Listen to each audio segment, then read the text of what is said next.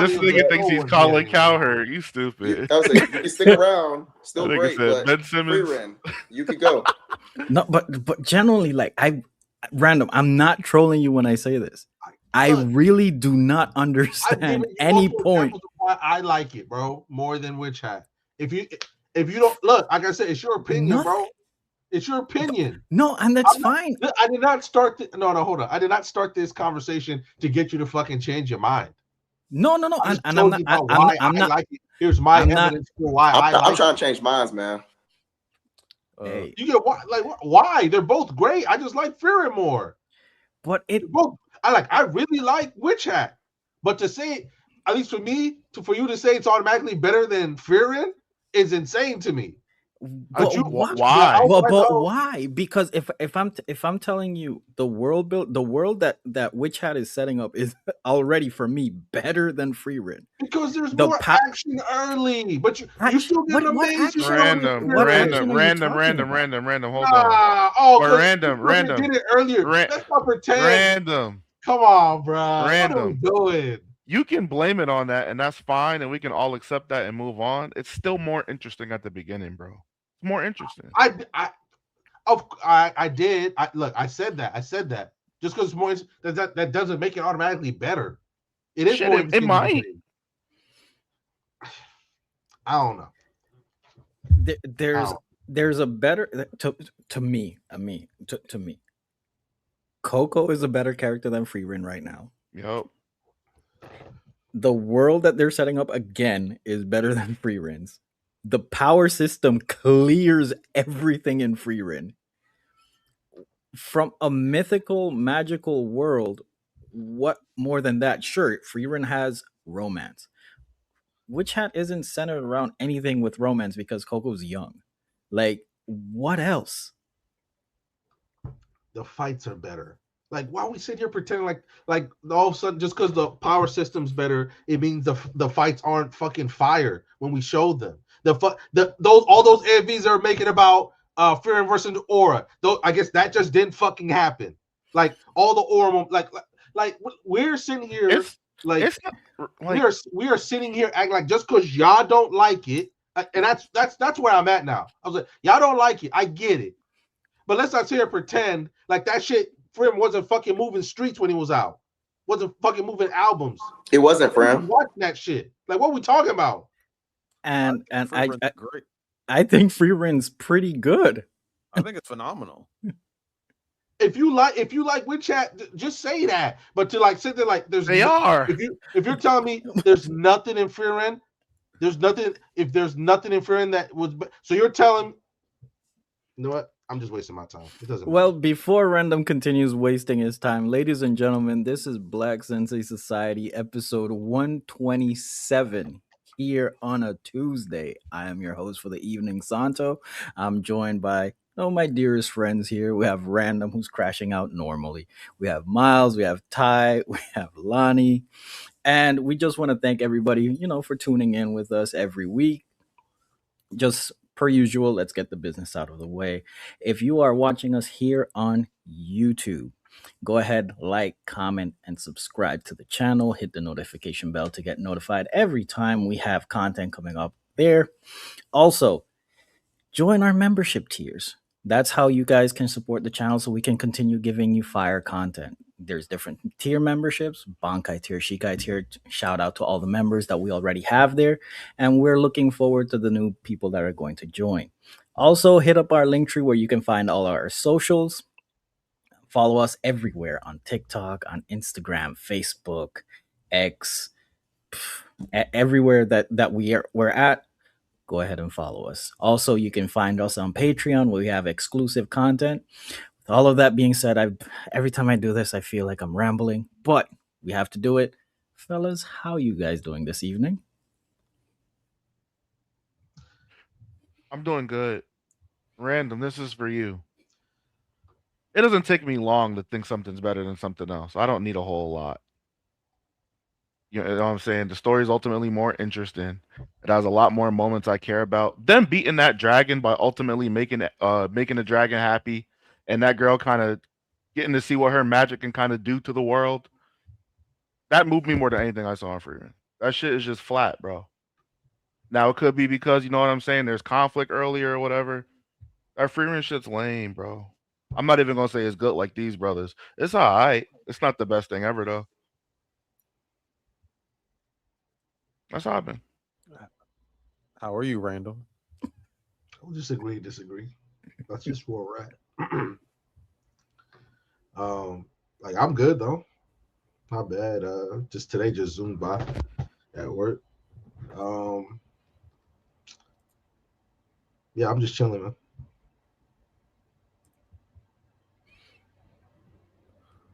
Well, I'm doing terrible. As you should be. Yeah, As you terrible. should. Trash. Being a New England fan this past year has been rough. There's a lot of up down. Down. Up, down, up. So like, hey, I just wanted to make the playoffs. We somehow ended up in the Super Nah, Bowl. don't do that. Don't do that. No. Shut up. This is my time. Shut up. Nah, this is the type of shit that Dan Levitard said the Boston fans was going to do. Can I talk? We won't even. This is my grief. Okay, this is my grief. You kicked them? Wow. That one sent him to the shadow realm. That's dirty, bro. That's all I'm saying. Dirty. I'm trying to express my feelings, and you cutting me off. I'm trying to express myself. I'm just happy we made the playoffs. Nah. All right. You were talking as I was saying, like the rest of y'all. As I was saying, I just wanted to make the playoffs. We ended up the Super Bowl. So happy. Guess what? We lost. The pain of losing the Super Bowl is a lot. It's really painful. It's really painful. And then basketball season, we doing better than we were expected to do. Jaylen Brown was cooking all year. Jason Tatum comes back earlier than expected. He's cooking too. I'm like, oh shit. Hey, we might make it to the finals. We're gonna lose to the OKC, but we might make it to the finals. Then we blow a 3-1 lead. So pain again. So yeah, I'm hurting right now. It's been hard to sleep. Yo. It's been hard to sleep. It's been hard to sleep, bro. It's this type of pain. And then Jaylen Brown has to go on Twitch, crash it out, showing people plays, yelling at the. It's been rough. And then also our coaches, my football coach is a hoe too. So you know that's been fun. Bro, yeah, it's just been so much fun. It's been a fun year to be a fan in New England. Wow, there's so much shit happening to him all at the same time. We lost the Super Bowl. There's just a lot And your going coach is on. a hoe. Super Bowl blew a 3-1 lead. Our coach is a hoe. You know, there's just a lot of stuff going on, man. So just pray for your boy. I'm praying for nothing. Enjoy that sorrow. Ty, how are you, bro? Hey, you heard what's it? Stephon Diggs got Hey, Chargers got he dropped. ain't do it. Chargers got dropped, but it's too late. You cut him. Damn.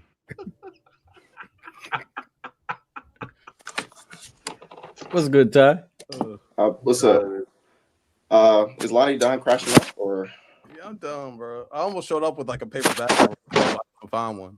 Hey man, listen. Jaylen Brown had an opportunity to be the best Black American player and failed. This nigga is crazy, dog. Because guess what? Ant-Man is here. You know what I'm saying? And so that's all that matters. Shout out Ant-Man, bro. Shout out Ant-Man. Shout out Ant-Man for sure. Wow, that's crazy, Ty. We tried to give Jaylen Brown the mantle and it was too heavy. Ant-Man had to go pick it up. It was supposed to be Tatum anyways, but it was never Jaylen Brown. He was never the one. Sorry, y'all. So sky's blue. I think everybody knows this, right? No, I had to argue folks to say that Jason Tatum's better than Jaylen Brown. You do not know how many people sound like that. But in their heart of hearts, they know the truth. I don't know. They convince him. They be convincing themselves, man. For sure. Dang, push off princess is crazy. But it's crashed out on Twitch, man. So yeah, that mental breakdown is crazy, random. I think it's crazy. Let's actually, you know what? Perfect transition. NBA playoffs. So, as you can see, man in the top right corner is going through it right now, looking like a sad kid. Boston got mollywopped literally from the paraplegic 76ers. We saw a couple things. Next we saw they move on and play the Knicks, and the Knicks put belt to ass. We also saw Minnesota literally put the clamps on Wemby. What are your thoughts about the NBA playoffs so far, gentlemen? It's been so nasty. Um, It's been fun to watch, but nasty. One, I can't wait for LeBron to retire at this point because what are these folks going to talk about once he's gone? Like, I'm really like, every sports show has mostly First Take. There's always a GOAT debate. Like, bro, y'all people have nothing else to talk about. It's gonna be nasty when he retires. He becomes best player in the world. That's the overarching talk. Best player in the world. I don't know, man. There's nobody right now who you gonna have to go debate with right now after LeBron retires. There's nobody in the league right now you can actually have that with. You could project, and there's a bunch of niggas you could project it for. Yeah, but it's just weird because like I remember Kenny Smith and Steven, they both said LeBron was moving closer to GOAT status when he was beating the Rockets, and then when he beats the Rockets, Stephen A. says there's nothing he can do to chase you. I'm like, so then what was the point of even saying that? Yeah. I hope that they can extend this here because I want to see Luka back, so that I can see Luka and Ant again. I would love to see that. Well, didn't they say that I don't think he's going to play in the series? Yeah, he's probably not going to play. The fastest he come back is I think they say Game 4, but that's probably not happening. But Ant versus Shea, I would love to see that too, though. Ant need to get back. And so it's been fire. I hope Ant wins the ring this year. Get back. Yeah, man, get back, bro. We need. I hate telling good people bad news, bro. we need that, man. We need that. Them niggas is repeating, dog. Them niggas is repeating. If they stay healthy, then yeah. Them niggas. I believe it till I see it. For me, respect Rudy Gobert now. No, not yet. No, he's always been great. I feel like he's always great, but there's nowhere else I could talk to him higher than he is. And this nigga's playing inexperienced Wemby. Wemby got it. You know what I'm saying? He was clamping Jokic though. He clamped. We don't. Yeah, listen. We're not even talking about. Leave my guy alone. We're not even talking about. Nah. It happened. That nigga got worse. It is what it is. That nigga Jokic. Hey, it is what it is. We're not talking about Jokic though. But him victory lapping over a young Wemby, you know what I'm saying? Nah. This Jokic shit, this shit is not moving me like that. It's not changing the talks around him. He's not doing nothing that. It's not a notch of extra credit. You're doing your job. Hey, I'm just saying, if Rudy gets a chip this year, that nigga's not. Come on. Miles, look at me. Lock in.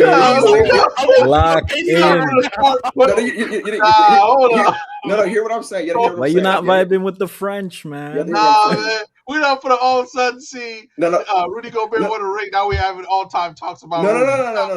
Well, first of all, he's already Hall of Fame. And that's what I'm saying, Random. The conversation not going to change around this nigga. Why we doing your job? You missing what I'm saying? Guys, you know what I'm saying. I'm not that type of person. I think that he's a Hall of Famer, obviously, but for sure. Yeah, he's not. No, you guys miss what I'm saying. I'm saying the conversation that other people are going to have about him. That's what I was about to say. Oh, okay. I don't know why that means. I don't know. Okay. Hold on. We can't pretend that we don't know how much rings move the needle for a lot of niggas. Like when they get a ring and then it change everything. If he gets a ring, you talking about a whole ring? That nigga's not. Okay, Ty, I hear you. Time out. Real quick. It's not gonna happen, so I can't even enter it. Like, bro. Rudy Gobert one-time champion. Ty, First Take is not gonna do a fucking block on Rudy Gobert. That would be nasty. I promise you they would. They're not gonna do that. I promise you they would. No. When? When? 2 weeks after the finals? There'll be no Rudy Gobert. You don't think Jose, you don't think that no sports show would talk about his all-time ranking if he get a ring? Rudy Gobert. Yes. I see first team They would never be like, where does he rank in all-time defenders? Yeah, Like yes, they would. They would 100%. We talking about that in mid-June when there's nothing. When After the Nuggets won the championship, they were talking about how good Murray was. Yeah, they say he's Murray Hall of Famer. Like, matter of fact, to that point, I heard niggas talk about Julian Edelman being a Hall of Famer. So okay, like, come on, bro. Let's be fair. Julian got like at least multiple rings, bro. That nigga multiple rings. He's amazing in the playoffs. I'm saying, but you missed it. He is an example of like, yes, he's played big in games, but as far as like, it'd be an anomaly for a guy that never made All Pro to be a Hall of Famer or never. Has he ever made a Pro Bowl? Has he made like one? Rudy? Oh, he's never made a Pro. So my point is random. Is that a guy to never make a player of the year? Yeah, I was say my point is random. Is that how common is it for a guy to have no Pro Bowls and no All Pros to be a Hall of Famer? That's not not common. Like come on. Let's be for real. Let's be honest. That's not common. And let's just say, and this is all hypothetically, if they win, he would have gone through Jokic, would have gone through Wemby, would have gone through Chet, he would have gone through either Cat or Embiid. And is Embiid going to play? And this is talking about the Rudy Gobert that's getting played off the floor previous years back. Yeah, because he couldn't fucking guard in space. Which is crazy because like he's a 5. The floor stretched out. You have more of a responsibility. The niggas who actually care about basketball like rate him like properly, right? And I mean, it must be a testament to how bad these TV shows are. If you're really trying to tell me that him winning a ring is going to automatically put him in some talks, because it shouldn't. It shouldn't. But we know that's how it works, though. I don't believe they're. Oh, y'all might be right. I don't believe they're going to talk about it. I've heard first thing. I know Shaq will. Shaq will have to go. Shaq will have to give him a formal apology and some fake shit that Shaq will do, but they're not going to talk about that. I would say I've already seen first talk about his Hall of Fame career. I've already seen it, so that's to say I don't think it's a stretch to see other sports shows doing it. And that's one of the biggest sports shows out right now. But you gotta. I don't see why. I think a lot of the main sports fans in general, people just kind of know everything a little bit about everything. Know the Basketball Hall of Fame. To get in the Basketball Hall of Fame, for lack of better terms, it's easier. You can. I'm not gonna lie, but the thing about it is, if Rudy Gobert was in the NFL, if Rudy Gobert was in the NFL, he'd still be a Hall of Famer. If an NFL player had 4 defensive player of the years, they're 100% Hall of Famer. No, it's different, but I get what you mean. But it's no. I'm saying if I take his resume and his transfer to football, he's a Hall of Famer still. Yeah, we're talking accolades. Like we understand that he has nobody on here is denying that he would not. If he retired tomorw, he's a Hall of Famer. Nobody's denying that. I think that I've seen combos about players like Lonnie said. People talk about Jamal Murray. Like I've seen this happen on these exact same sports shows. I don't see why someone that's more qualified wouldn't also get that conversation. But Jamal, like Jamal Murray, for me, he's not. He does not have it. I know, but that's the point. The point is not whether he is or isn't. The point is the conversation happened on these sports shows. So I'm saying it will happen with Rudy Gobert. I don't know why it wouldn't. If it happened for a far lesser player with way less accolades, I don't see why not. I don't see why this is like a crazy time All NBA. It will definitely happen. But we know the answer though. That's the problem. We know the answer. The problem is we don't know. We don't know the question's going to be. I'm just saying they're going to talk about it. They're going to talk about him in comparison to other greats. What the question will be, who knows? But I'm saying the question's going to happen. Every one of those matchups that they bring up, the other players, the better player. That doesn't stop the happening. We're gonna be talking about Wemby, Shea, Luka, Giannis, Jokic for the next 10 years, y'all. We're not talking about Rudy Gobert. Niggas are not. I agree. He's not gonna be. I said the nigga might get a segment. I don't get why this is crazy. Can my game get one segment, y'all? Man, they're gonna be talking about Jay. They're gonna be talking about. What's bro's name? Who got into it with Jokic in the Nugget series? Jamie Daniels. They're gonna be talking about him. They're gonna be talking about. They got multiple. No, they're not. You see, and that's the random. No, I don't think they're talking about none of those niggas. The fact that you said, the fact that you said that is so true because there were segments about him, and he's not even their best defender. It's Rudy. If we're talking about importance, Talk about recently.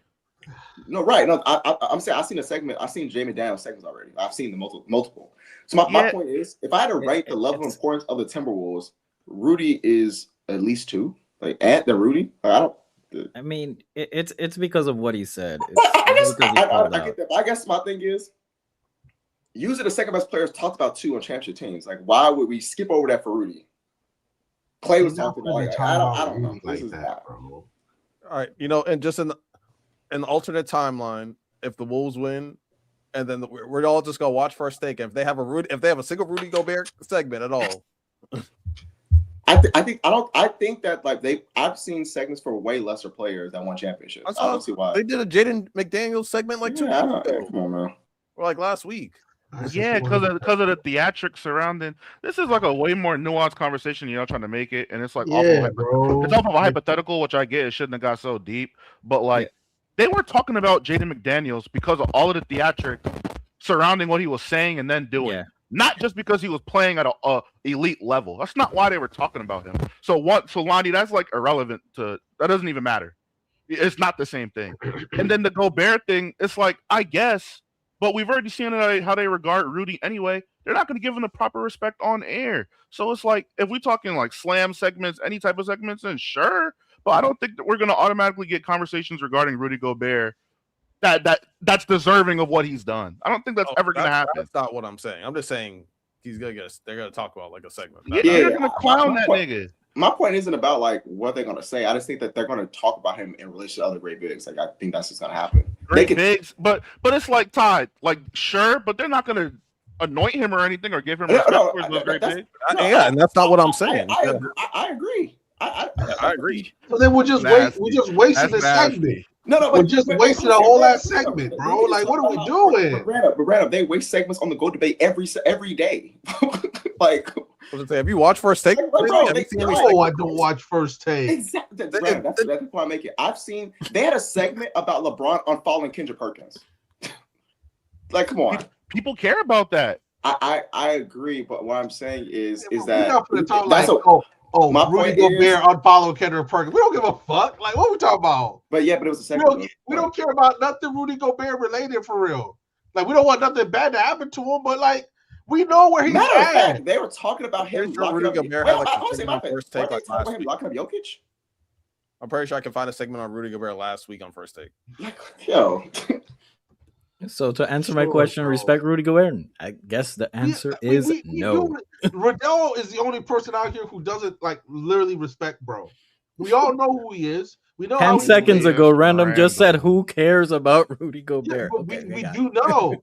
We do know. It's just like, why are we putting extra on this than we need to?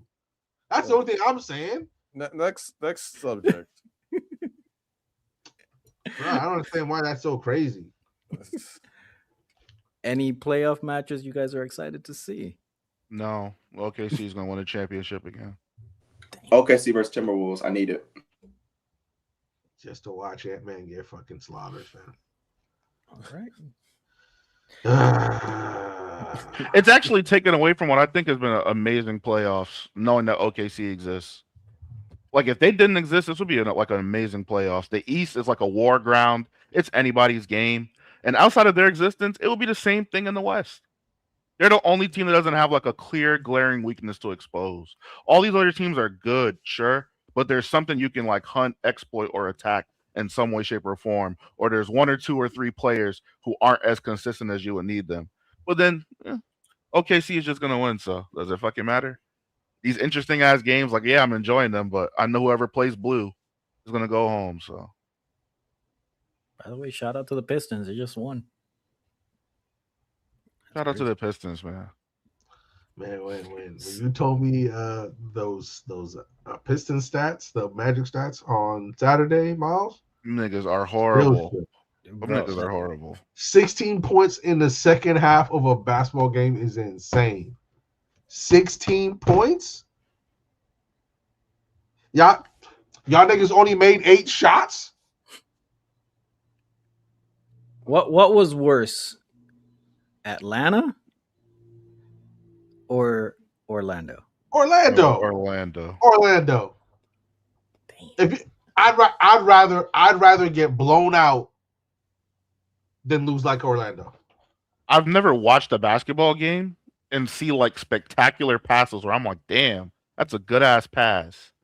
But I know the nigga catching it is not going to be able to get a shot. That nigga Paolo was. I'm a Paolo hater. That He nigga tried. was throwing some dots. He was I'm like, trying. man, that's a brick. But damn, that was a dot. Paulo was really trying. He was doing his best. He was. Desmond Bain, shame. Santo, Ass. let me ask you. Thugs. Let me ask you this: would you rather get blown out like the Chiefs were against the Eagles, or would you rather have 28-3? Either way, I'm fighting. I'm getting thrown No, out. no. Either We way, I'm getting understand thrown that. out. Which one would you rather have?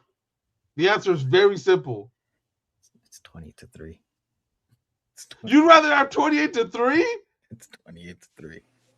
No, I'd rather just lose. Yeah, I'd rather You're insane. Because 28-3? the thing about it is, like, I feel like the 23 will haunt you way more. Yeah, because like you had your hopes up. You had your hopes up, and then it just comes crashing down. Honestly, bro, if Matt Ryan just runs the ball and they just kick a field goal, they win. No, don't say Matt Ryan runs the ball because he can't run for him. No. I'm saying call a run play is what I'm saying.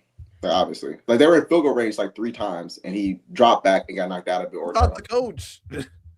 Bro, I know. I'm just saying. What point I'm making is that would haunt me if I knew if I just hand the ball off 3 times and we win.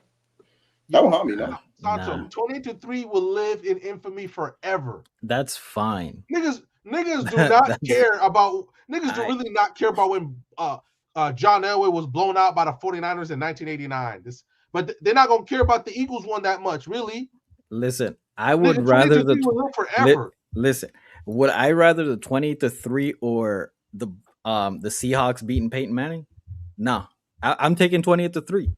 Like I want to show that I at least have some kind of ability. What? Like for real. Like that's just me. You don't have like the ultimate choke job. So you're telling me I'd rather choke than get blown out. To be honest. Whoa, pause. Good God. Hey yo, Jesus Christ. yeah, I'd rather niggas. Yeah, I'd rather lose by 1 million than 7. Oh my God, that's insane. That, I don't. It wasn't that, y'all niggas. was crazy. Dang, I just lost 20 aura points just like that. Wow. That was crazy. I don't even. That was just- Yo, Oh I'd my God. I'd rather. I, how do I say it without using those words? Santo, you're insane. I'd rather victory slip through my fingers than losing by a lot. So you'd rather be the 73-9 Warriors than like the fucking Cavs. So you'd rather give up 3 games to 1 in the finals. So you'd rather be you'd rather be the 2016 Warriors than the 2018 Cavs. I'd rather lose a. I'd rather be the 3-1 2018 Cavs. I'd rather lose a 3-1 lead than get blown out 4-0. I'd rather be the Cavs. Wow. You blowing a 3-1 lead has to do on your part. You not doing your job in some way, shape, or form. Exactly. There's some sort of mistake you're making for you to have gotten that big of an advantage and then lose it. At least in like a basketball perspective, I can't really speak on football, but no, I'd rather be outmatched than to be able to win and then I fuck up and lose. No, I'm good. I'd rather get blown out. I'd rather because 28-3, bro. When Matt Ryan dies, they'll still be talking about 28-3. That's fine. That's just me personally. But that's why I say football is different because that's not really Matt Ryan's fault. Like, yeah, but you know what I'm saying? That's just like, to be fair, anybody on that team is gonna follow them. Like, yeah, for Kyle sure. Shanahan, by all intents and purposes, is one of the best coaches in the NFL. He's made it to the Super Bowl a few times. He's lost, but he's a Super Bowl type coach. 28-3 is always going to follow him. Even if he won all them Super Bowls that they lost to the Chiefs, 28-3 will still follow him until he dies. All right. Mhm. So let's actually move into. Man, I wish Lonnie was here. I guess he had to take care of something because after a after throwing so many bricks at the backboard, a la you know Boston Celtics, the man Jalen Brown went online and started streaming. Just for people in general, when you're emotional, don't stream. Just take a minute. Like how people say, don't hit send. Take a minute, calm down. Jalen Brown goes on stream and starts looking at plays and starts saying things or speaking his mind in terms of the refs, how it's insinuating that it might be rigged. He's also complaining regarding flopping by Joel Embiid and not getting calls his way because of his comments towards said refs and whatnot. To me, this just looks like bad sportsmanship and just a guy being emotional after he lost. What were your guys' reaction for Jalen Brown streaming right after he lost? I don't think I'm streaming. I don't think that matters. Um, him complaining, I mean, that's a little nasty, but him streaming in generally, I don't think there's anything wrong with that. I think because I saw some people complaining about them, like, bro, these people are human beings. They have lives. Like, for some people, they feel like basketball players should, and athletes should be like, and when they're not in the game, they should just be working out because, no, that's not realistic. It's Well, not like this is a job. Like Ty, we thought that it's a job. Like, are Ty, you? there's a mythos that even from the niggas in the '80s, them not having social media and shit like that, there's this mythos of them being larger than human and Yeah. infallible, and it's very strange. You know what I Yeah, mean? it's like well, why aren't you in the gym? It's like when people say, oh, No. it's like people talk about like with Draymond, they're like he why is he podcast? He's been in the gym. Like, bro, are y'all real? Are you people humans? Mm-mm. Y'all, you think basketball players wake up, go to the game, and then go sleep in the gym, and then wake up and then play basketball? They don't go visit their families. They don't play golf. They I don't just play believe that. video games. They don't stream. Like, why do y'all think these people are not human beings? It's very strange. Um, I mean, even if I'm complaining, like, I don't care. I complain about my job all the time. Like, now I'm thinking about like he's complaining about his job. Y'all don't complain about your jobs. Mm-hmm. It's not that.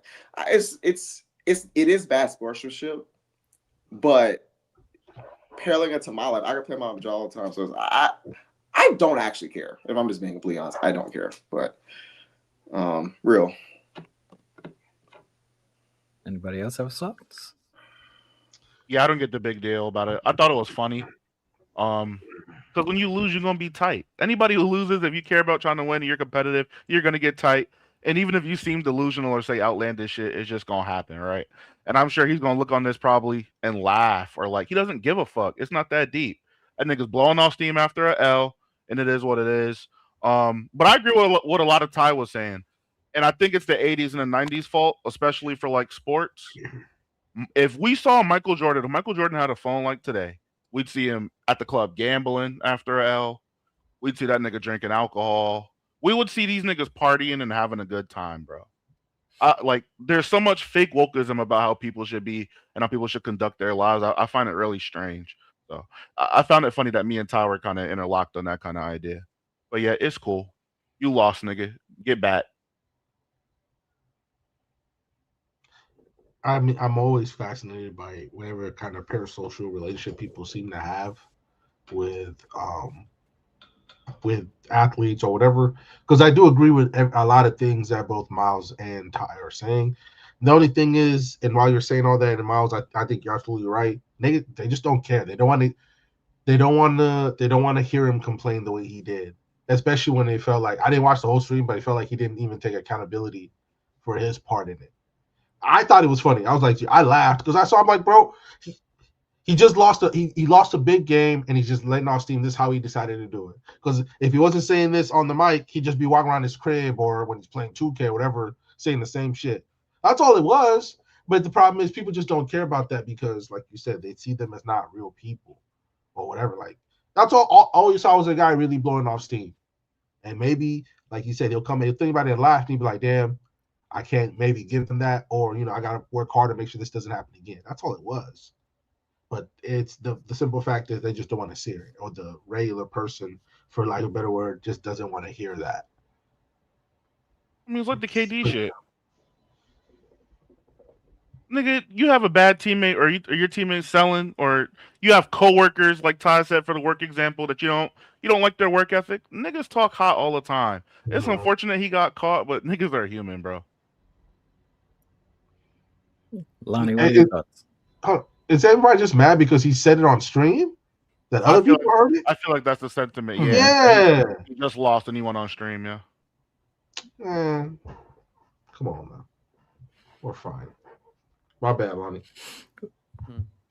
Oh no, everything you guys said is correct. Only reason why I didn't like it is because I have to hear about it. Yeah. It's the only it's just pure selfish reasons.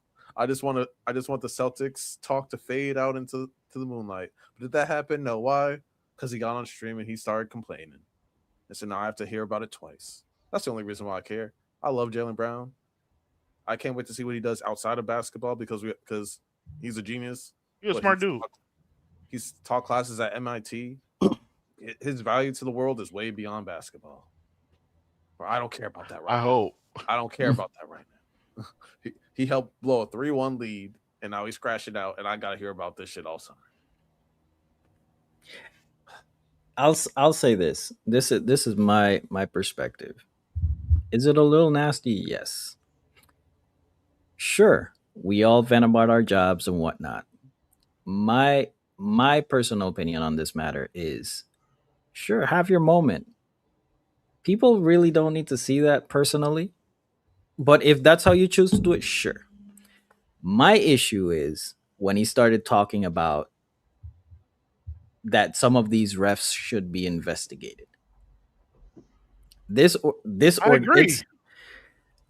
But what I'm saying is this. I can complain about my job. Sure. But then if I do it on a public forum when this shield or this company pays me, I don't think that's professional. Oh yeah, because I agree with that too. Because it's a brand that you represent. And I think that's the issue that I have with what he was, or the way that he went and approached it. If he had any issues or concerns or whatnot regarding that, do it the proper way. Go through the proper channels. Contact the league itself. Go to the national the Players Association. Do that. I disagree. I kind of half agree with that because we've seen it happen before. Like, for instance, a few years ago, Chris Paul did it the right way. Like, he went through the legal channels and everything like that about Scott Foster. Yeah. With the NFLPA, they had a whole presentation with PowerPoints, data about his records with Scott Foster, then without, all types of data grab. Like, it was a whole, I think it was a 2-hour presentation to the NBA. What happened? Nothing. Nothing. And Gabe, and I think he was the president at the time of the NFL, of the NBA Association, the Players Association. Yeah, he was a high-ranking nigga for sure. Mm-hmm. Nothing came up. So Santo, fuck all that shit about the Players Association doing it the right way. Niggas have money. Niggas have leverage. It's a new era. Fuck them niggas, man. You know what I'm saying? If they're standing in your fucking way and you have a platform and you have the leverage to say what you feel and get it out there, fuck them niggas. If I didn't need my job and I didn't need a check, fuck them niggas. You don't have to hold back how you feel. It is what it is. Investigate them. There probably really is agendas, just like that Chris Paul Scott Foster thing. There's no way every time you're reffing my shit, I lose. I'm sorry. There's no fucking way. So he feels like that. He has the leverage. I stand for it. Go ahead, Jaylen Brown. Fuck them. Yeah, but it's documented that refs be swinging games. So that's just an objective fact. So I'm with Miles, man. I already think sports is kind of rigged. So I just feel that I think you're setting yourself up for a losing battle doing it this way. I just don't see it that way. I do think, like, you have your platform and whatnot, regardless of what platform you have or that shield's too powerful for you to do that. Go the proper way. So, like, my only pushback, Santo, was like, he's not saying anything that's like against NBA code of conduct or anything, or that's like harmful or inflammatory towards people, right? The most they probably do is find him, find him, find him, find him. But he's Jalen fucking Brown at the end of the day. 3-1 Mhm. loss, choke or not. If he's not doing anything wrong, what level do you think they're actually going to reprimand him? He makes them money. Not only that, but I feel like players doing things the right way. I'm sure this happened. There's been players that took those measures, but has anything changed from there? Like that's under the assumption that Jalen Brown believes that the method you're suggesting, Santo, is effective. That's Yeah. under that assumption. We're assuming that he thinks. We're assuming that he just never considered that way, or maybe thinks it's good, but he doesn't want to try it. I mean, he could have the mindset that that method you're suggesting just isn't effective. True, and this is coming from without knowing all what he's done or what he's doing currently, just based on what we have at face value. I just I just don't think, in my opinion, I just don't think it's the correct approach after everything that's been going on with the with James Jones, is it, with the gambling and all that stuff going on, and then you're gonna say in these playoffs we've had three refs that, so you didn't really call them out by name, but you kind of call them out without calling them out by name. He's like, there's three refs specifically that have refed here that they should be investigated because they might swing something a certain way.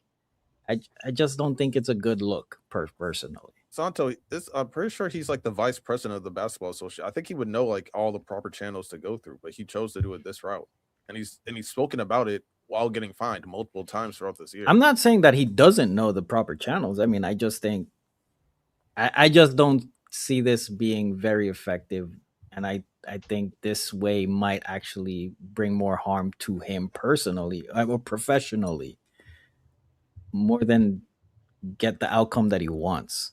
So I that's just me.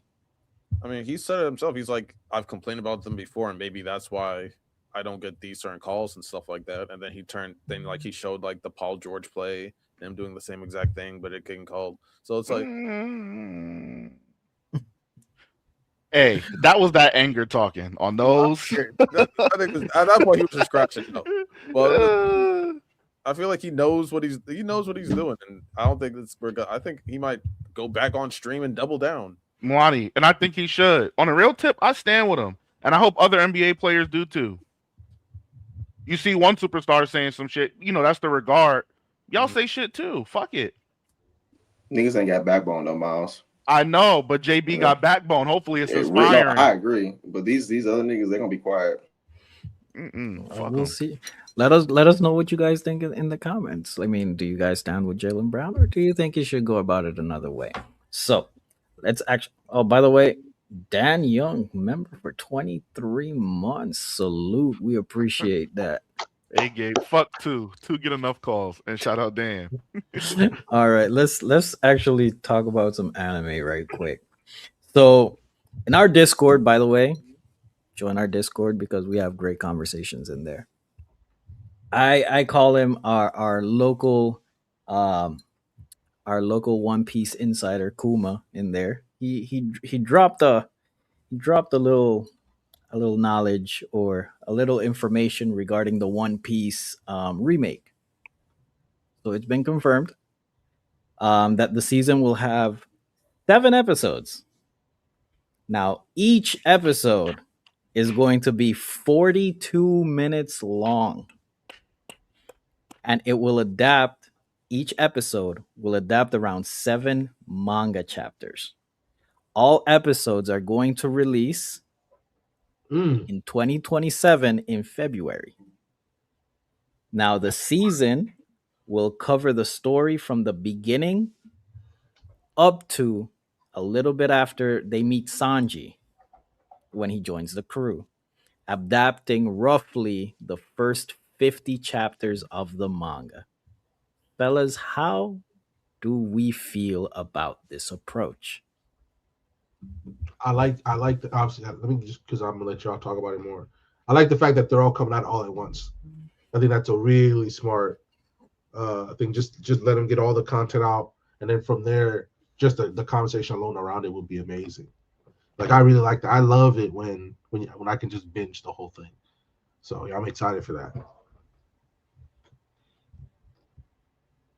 I'm gonna be brief. Uh, Pop the champagne. We did it again, boys.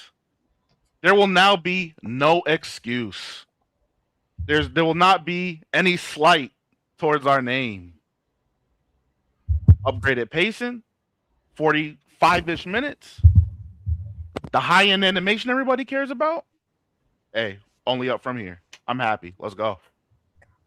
Yeah, that's a fact. I about to say I'm interested to see because I when they said 7 chapters per episode, that means that episode one will end with Luffy getting Zoro and then them sailing off. So I think that'd be like an interesting episode one from beginning to that point. The other episodes I'm interested to see like what their how their structure will be, but I'm excited because like I ended up having to drop the anime to go to manga because the pacing was really bad. It So I was. would love to see a great anime. Now I love reading manga more, so you know it was fine. But hearing like the new soundtrack, all that stuff, like getting me immersed, I'm excited for it. So I think, of course, it's great for One Piece and the anime community because one of the biggest gripes on One Piece is the pacing, and this will fix it. Uh, is it gonna count for like a brand new anime? So is it gonna be eligible for like all the awards and stuff? Hey, I don't see why probably. not. I don't see why not. Uh, so in 2027, Man. because I think the live action is probably coming back around that time too. So we're gonna have the live action, the remake, and whatever's going on. And the anime as well, right? Yeah, and the anime, like it's gonna be One Hmm. Piece supremacy in 2027. That's just gonna be crazy. Wow. Yeah, with update, like I said, like everybody have said, the biggest gripe with One Piece was its pacing. That's being resolved. Also, some people might not be too fond of watching that art style or that art animation. There is literally now no excuse not to watch One Piece. They're literally hitting everything out of the park. And in 2027, if One Piece wins best new anime, it is going to be insane.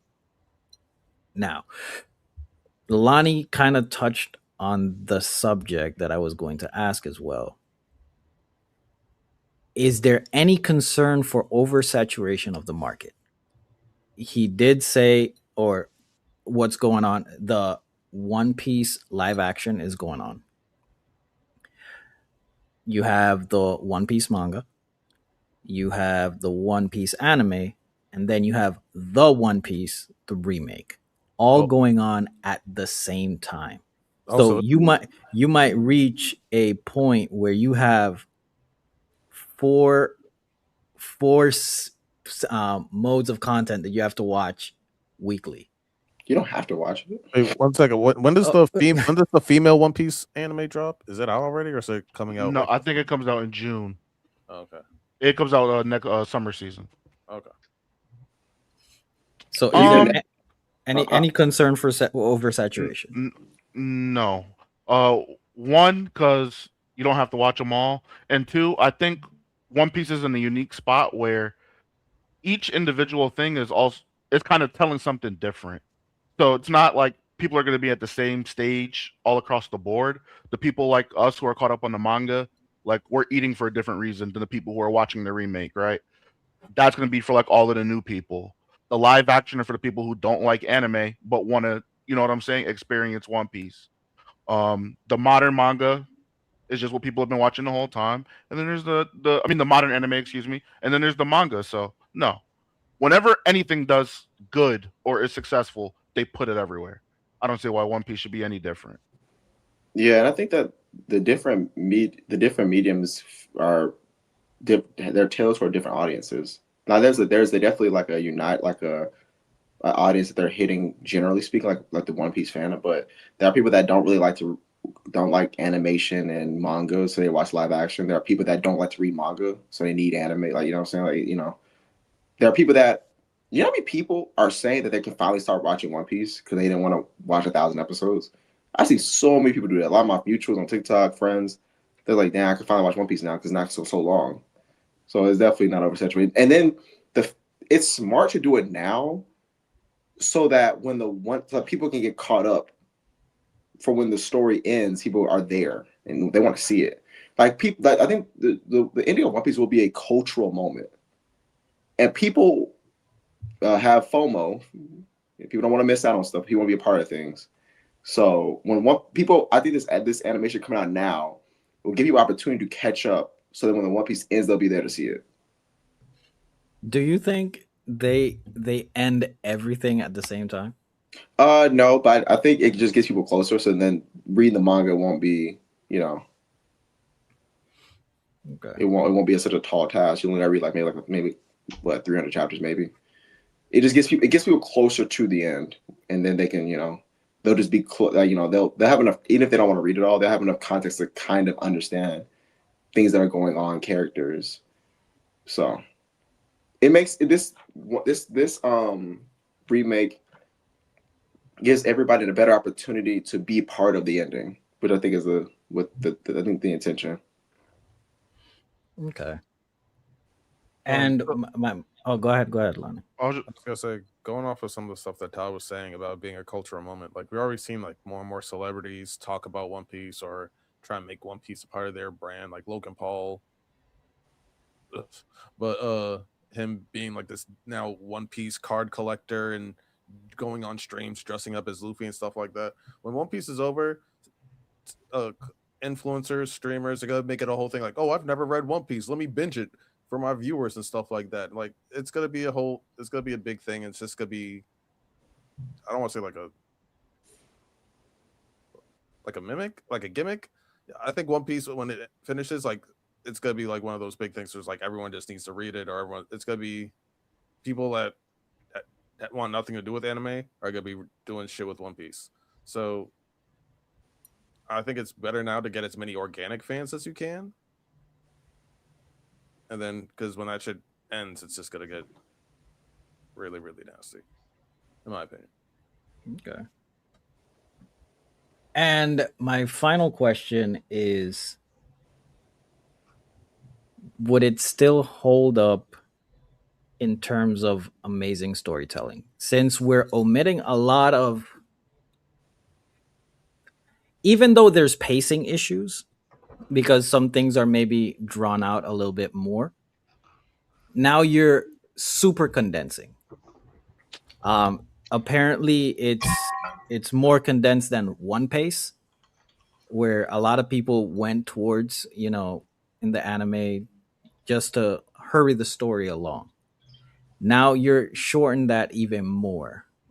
I Do you guys think it completely would disagree what? because that's not how One Piece is at all.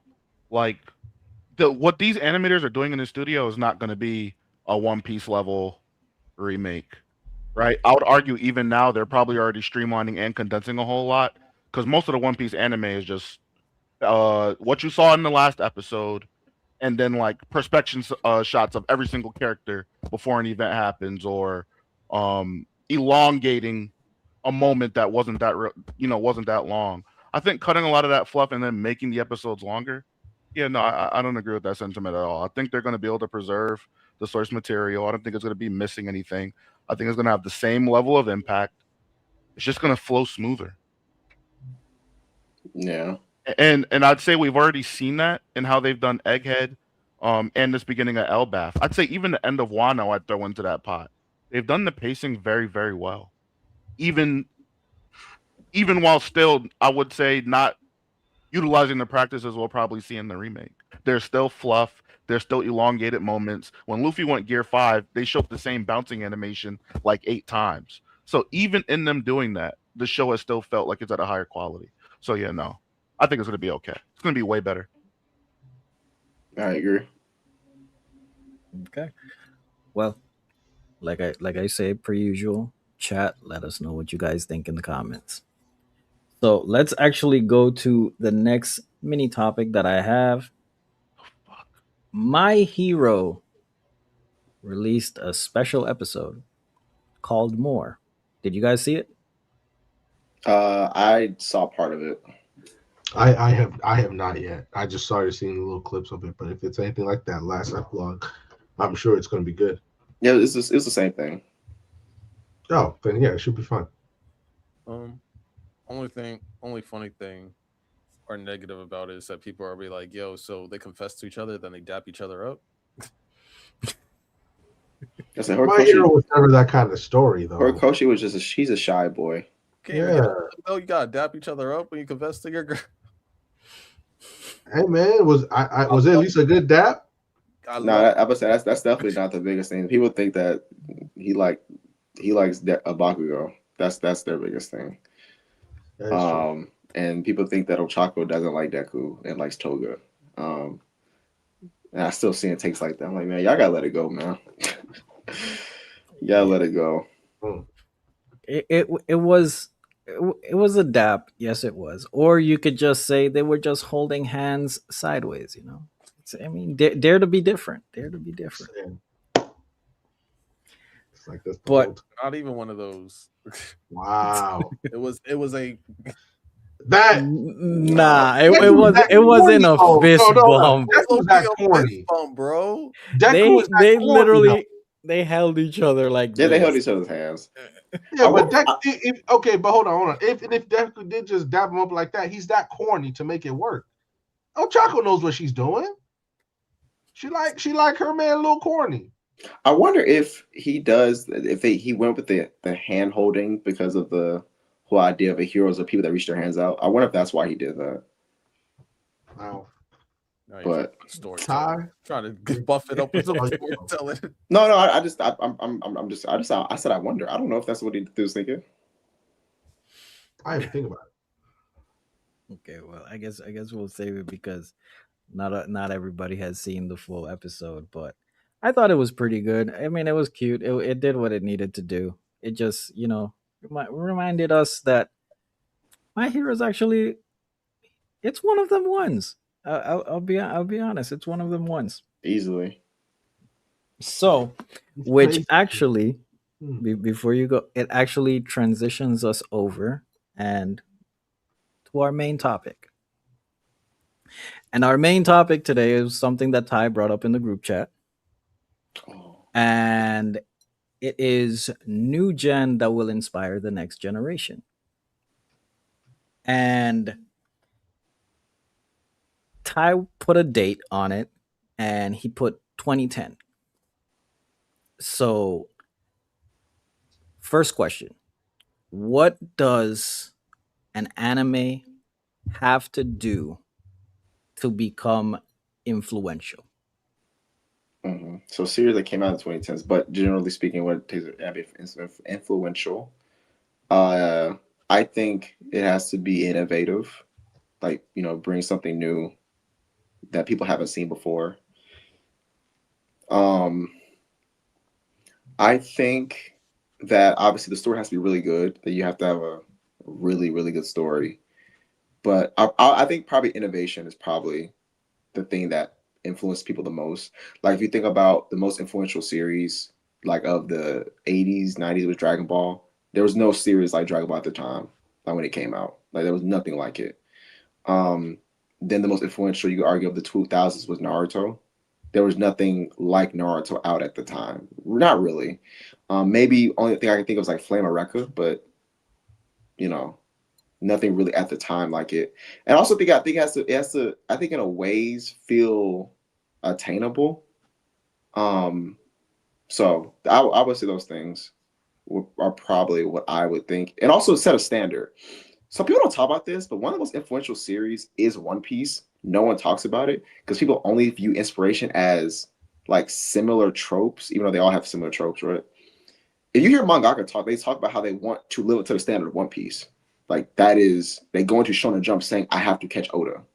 That is him inspiring them to be the best mangaka they can be. You seen author like Kishimoto said. That's the reason Horikoshi says he's going to come back. He said, I didn't pass One Piece with my hero, so I'm going to try to do it with my next manga. So setting a standard, being innovative, and obviously having a great story. I think those are the three biggest things. One thing I think I like to I think it's also understanding when to take the risk. Like for instance, looking at something like ReZero. ReZero is not for the faint of heart, and to take those kind of risks with that, you gotta be very smart to work around it because ReZero works around it by being it's probably the most well written story I've ever read. Like it's really well done, like really well written, and the kind of the trials that Super has to go through I think are very unique compared to other MCs. But some people like we've seen a lot of anime just go for something crazy right away and then fumble it, right? Like for instance, um, I love the first season of Shield Hero. I don't care what anybody says, one of the best seasons I've ever seen. But to take that risk and not even be able to build on it in any kind of way was kind of, Sword Art Online does that a little bit too. But I think that's another thing because everything that Ty said is right. But sometimes at some point you gotta, in order to keep up the momentum or in order to find your way crowded, because there are a lot of really good anime, you gotta take the right risk if that makes any sense. Miles, Lon. I think Ty kind of hit it on the head. I would kind of just be like making what he said more granular, so I'm not going to do that. The only thing I guess I could probably add is like it has to be iconic in some way, shape, or form. There has to be some sort of defining thing that just makes it pop. Like even if I look at series like Pokemon and stuff, like the Pokeball, and I would say Ash, it has a lot of iconic things about them, very eye catching, that stays relevant. So that'd be the only thing I add. Okay. So let's start naming some animes. So what anime past 2010 do you guys think would have that level of impact towards upcoming manga and anime? So, question: are we just talking about? Because my question was the 2010 specifically, but so you talking about 2010s to now, or just specifically that came out in the 2010s? Oh, 2010 to now. Because my thing was only 2010s. Because the next we see the next generation now, but real. I mean, Sword Art Online. SAO? Really? Mm-hmm. I'd say My Hero. Why SAO? I'd say it I'm was huge. confused. What do you mean? Why are you confused, Miles? Can you explain what we're doing again? I might be special ed because I'm saying with random bringing up AOT, if No, I AOT said isn't, I said SAO. I mean that makes it worse. When you brought up Is it SAO, because actually I think AOT is a good example, but when you say SAO, I feel like we would kind of feel that influence or impact already. That's why I'm like I'm confused. Like I'm saying I'm not just giving it credit for the isekai boom of the 2010s because it wasn't just SAO, it was what I call the starting five. Um, it's also the fact that the amount of really kind of shit that we saw that tried to copy the SAO formula in some kind of way. Sure, there were better attempts than other ones, but like just my guy, same. They all look the same. Character loner. He has black hair. They all wear a fucking cloak. Like the amount of like the way people really try to copy everything SAO did is the thing that I say why it was influential because some did it better than others, but you can't deny that SAO a lot of isekai in that time were made to look like here's SAO but this, here's SAO but that. I thought it Okay. came out in like the late 2000s. I thought it was 2011 2010. Are you talking about like the Uh, anime? I thought Yeah, this. the anime itself. I wasn't talking about the anime, but real. yeah. Yeah, that first. Then remember they did that, and then we didn't get how long until we got the second season of Gun Gale? Do you remember? The original season of SAO came out in 2012. when was it? So like 3 years, 4 years later. Yeah, man, that first season was heat though. Because that's what I say. I usually think about when the source material came out, just because like AOT came out in the 2000s, but its anime came out in 2013.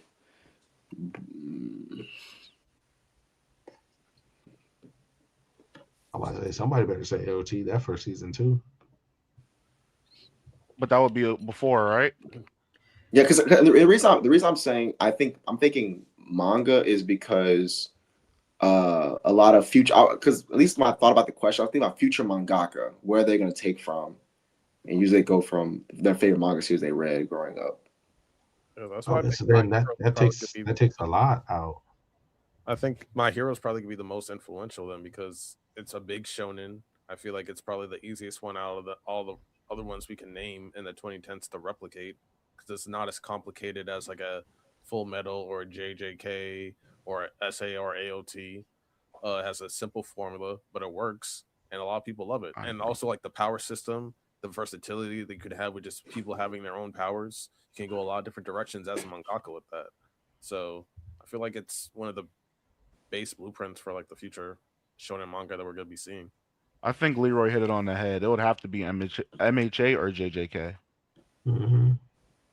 Would Demon Slayer be in this? I was actually going to say Demon Slayer just because the future mangaka that come from Japan, because you can be a mangaka anywhere. Mhm. Um, honestly, actually, let me go back. If I'm thinking about manga from just people in general, like even past people in Japan, when I look at a lot of like new creators, they take so much from JDK and Chainsaw Man. Chainsaw Man be a sleeper. Like I be seeing new art styles that are similar to Chainsaw Man. It is, I don't know what it is about Chainsaw Man. I don't know food. They love that Fujimoto art style. I don't know what it is. Actually, I love his art style too. Actually, I do know what it is. But outside Chainsaw Man, I would probably say Demon Slayer because Demon Slayer is so big in Japan too. Like them kids in Japan love Demon Slayer. It's There's a lot of future mangaka that's been a weekly Shonen Jump that grew up loving Demon Slayer. They probably got all the volumes, but every it's single one. crazy though, Ty. When you read it, for like, there's nothing special about it. I don't necessarily agree with that because so like I think Like, so you understand what I mean when I say special? Like, it doesn't do anything exceptionally wrong, except I guess you can say for its main villain with the ending. But other than that, everything else about it is good. It's like you got an 85 player in the NBA, like in 2K. It's a good player, but it's but never I nothing think about it I special. think conceptually is very interesting though. Like we don't I think that when you think about, and this is actually advice I got from editor one time, is that yes, stories have like similar story like elements, but the story beats are not actually the same. Like if you take Naruto chapter one and like Black Hole chapter one, they're actually not the same at all as far as story beats, right? Like Asta gets his story is chapter one is about him trying to be a wizard, but then he ends up running into a guy that's trying to capture a friend. Versus Naruto, who got he pushed into the side of it by stealing the scroll. Those stories are actually different, even though you can say the DNA is similar, or like you know what I'm saying. Mhm. Demon Slayer, how many stories do you see of a character who's trying to save his sister, who got turned into a demon, that has to like ride in his back because she can't be touched the sun. That's such a different, unique concept. That's a crazy concept. Crazy. That's not common at all. So I'm saying like a lot of the story beats are actually not similar to other stories. It just feels familiar because of the tropes, but the story beats are unique still. And I think that to me is why it stands out. I mean, I hear you on that, but I think I understand what Random is trying to say in terms of like, when you're reading a story, or at least for me, when you're reading a story, you're looking for like depth, backstory, or just that's not something that you really get from Demon Slayer. I think you do. I think you get no. You I do don't get think. it at I mean, certain I don't think it's players. like necessarily. I I don't think it's necessarily crazier than like My Hero JDK, for example. But I think the point is, I think it has all those things on top of a concept that makes kids intrigued when they read it. Like actually, one of I forgot which editor said it. I think it was the old Dragon Ball editor. He said that Demon Slayer has the greatest first page he's ever seen, and it actually is kind of crazy. Like you see Tanjiro carrying his sister, and she's like turning like about to be a demon. Like that's a crazy opening. Crazy opening. So I'm saying that you have this crazy concept and then good enough stuff, good enough storytelling that a lot of people love it. So I think it is very emotional story, emotionally driven story. So I don't think it's necessarily the greatest. I do think My Hero are better stories, but Demon Slayer might be the one, man. I still wouldn't necessarily call Demon Slayer unique though, because we see like multiple anime that have not necessarily the same storyline, but it's like someone either like the main character or like their companion or family member turn into a demon or a vampire or a monster, and they have to like help them control it, or they have to control the new power and stuff like that. We see that happen a lot. So I don't think like that's necessarily like unique to Demon Slayer. No, But that's not. I'm not. I'm not saying that. Well, by that logic, nothing's unique. But I'm saying that, and that's right to a degree. Like everything's been done before. But I'm saying all those things together. The fact that he has to carry his sister in a gourd because she can't touch the sun, and because he's turning into a demon. That's not that. All that together is not something you've seen before. At least I haven't seen before. Have y'all seen that before? that sounds like a simple vampire story to me. That's not the point, line. I'm pointing out that this concept is unique. That grabs people's attention. The vampire thing is the trope, or the trope, and he's Yeah, talking about that's the. what I'm saying, Yeah, like, it's like I get you. Right. I'm saying that it makes it extremely unique. Yeah, for sure. And I mean, and again, I think the storytelling is still good enough. You know what I'm saying? That people can emotionally resonate with it. They obviously did because they every time, every time a volume came out, they was buying just off the shelves. Okay, so far we said Demon Slayer. We said JJK and MHA automatically. And I think Chainsaw Man's up there as far as like me seeing a lot of like independent creators. They all take out the Chainsaw Man. So many of them. The Okay. assistants with Chainsaw Man, like Don to Don. What are the other one? It was Don to Don. Don Spy Family, Hell's Paradise. Yeah. So like we've seen how it's influenced already. So Okay. So I got again my favorite friend AI gave me a list of anime that came out past 2010. Let me know what you guys think. If these animes are considered influential, impactful, or they were just good for here, goodbye. Attack on Titan. Influential? Yeah. Yeah. yeah. Miles? Yeah. Oh, I thought that face that you make, it's usually either I agree or that shit's ass. My So face. I Just my face. okay, so we already agreed to Demon Slayer, JJK, and My Hero. Yeah. Next name it brought up was Tokyo Revengers. No. Mm-mm. For what? Mm-mm. I guess for that mainstream, bad boy gang type, your windbreakers, stuff like that. Mm-mm. I don't see it being in the top tier of influence. All right, quick question. Let's say Tokyo Revengers and Windbreaker switch places. Would Windbreaker not perform better? I don't know. I don't think that the timing really. I mean, timing does matter, but I think I don't know. An initial hype because of Tokyo Revengers, because the first season of Tokyo Revengers was perceived well, like, and like people like Pretty Boys and stuff like that. So like, oh, Windbreaker, another one of those. So I think that Windbreaker did get help from Tokyo Revengers, but You tell me if they flip places, Windbreaker wouldn't be in a better position than Tokyo Revengers is right now? I don't think so. No, I think Tokyo Adventures had a better start. Yeah, it's a lot more popular too. So. Yeah. Like for 75% of the story, people were really rocking with it. I was rocking with it. Yeah. Yeah, I just sat there. I was like, I just know what Windbreaker doesn't hide what it is, but I get what you mean. We're here to see some niggas fight, and they do be scrapping. So You swear it be fighting random. They just be fighting. No, but I'm saying the fight.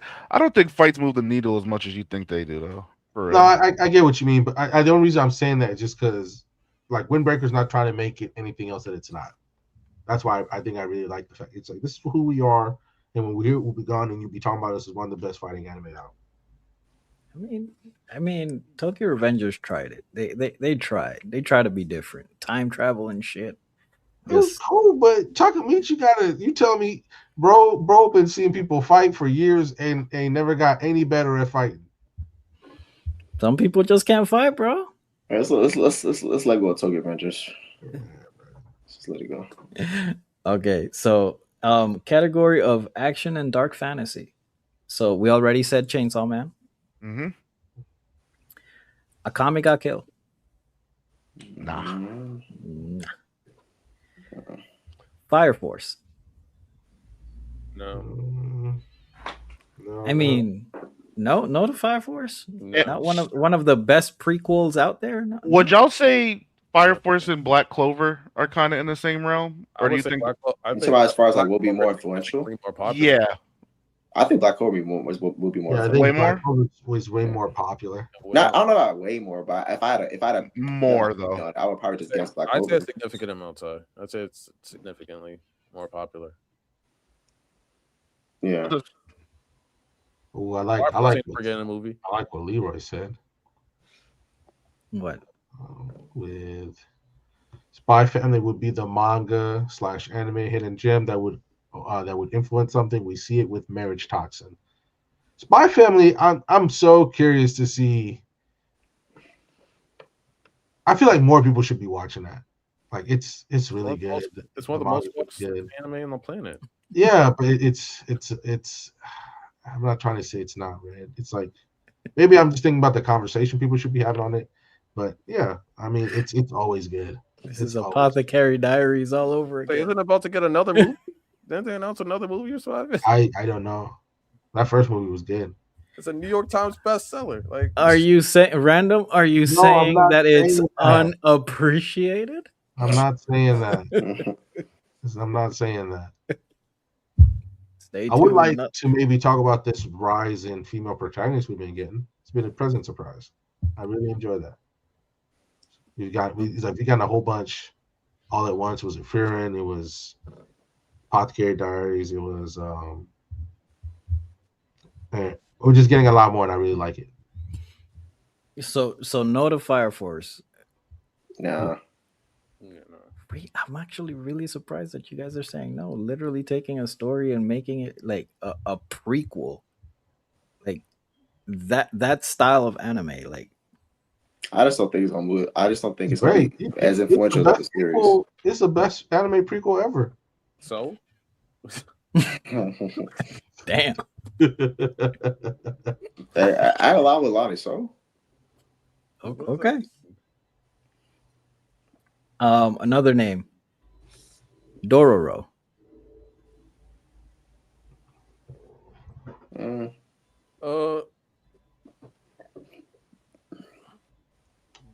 I guess not. All right, moving on. Like why? Vinland Saga. I don't know about influential. That's the thing, like, because I don't know if we're gonna get like more type of anime stories like that. I mean, the influence could be very small. You probably can't see it because sometimes influence can be very hidden. And I think Feelings Like is one of the most popular seinen stories ever. So I would say probably. God, I have no enemies was hot in the streets. The whole Isn't Vinland old though? Oh yeah, it did come out early 2000s. 2019, the anime. Oh, We're talking about the anime. I ain't gonna lie, that manga came out so long ago. True. Okay, I'm actually very surprised by that one as well. Okay, psychological and thriller is the category. Steins Gate. No. No. I ain't gonna lie, man. Every time Stassi come up with this pod, you know what? Never mind. Say what? Wait, say that again? No. Let me watch it. It's a humiliation ritual for these Steins Gate fans, man. Yeah. Oh, man. I'm just saying, bro. I mean, Steins Gate is in really high regard by a lot of people. Like, is it wrongfully so in your opinion? I didn't say anything. I didn't say that. I'm asking a question. What do you think about Steins Gate, Ty? What do you think about Steins Gate? I love Steins Gate. Like you love Said the Gintama? Liar? What? Do you love it like you love Gintama? No, I hate Gintama. What? Yeah. Come on, man. Okay, Steins or Bleach? I like Bleach, bro. Okay. I don't. Let me stop. Y'all just victim mindset once again. Here they go. Oh wow. Here they go. Ow. Psychopaths. Mm-mm. No. Erased. No. No. You're just fire though. I was thinking of race or something else, but no. Promise Neverland. I could see that. For like the horror genre, maybe, but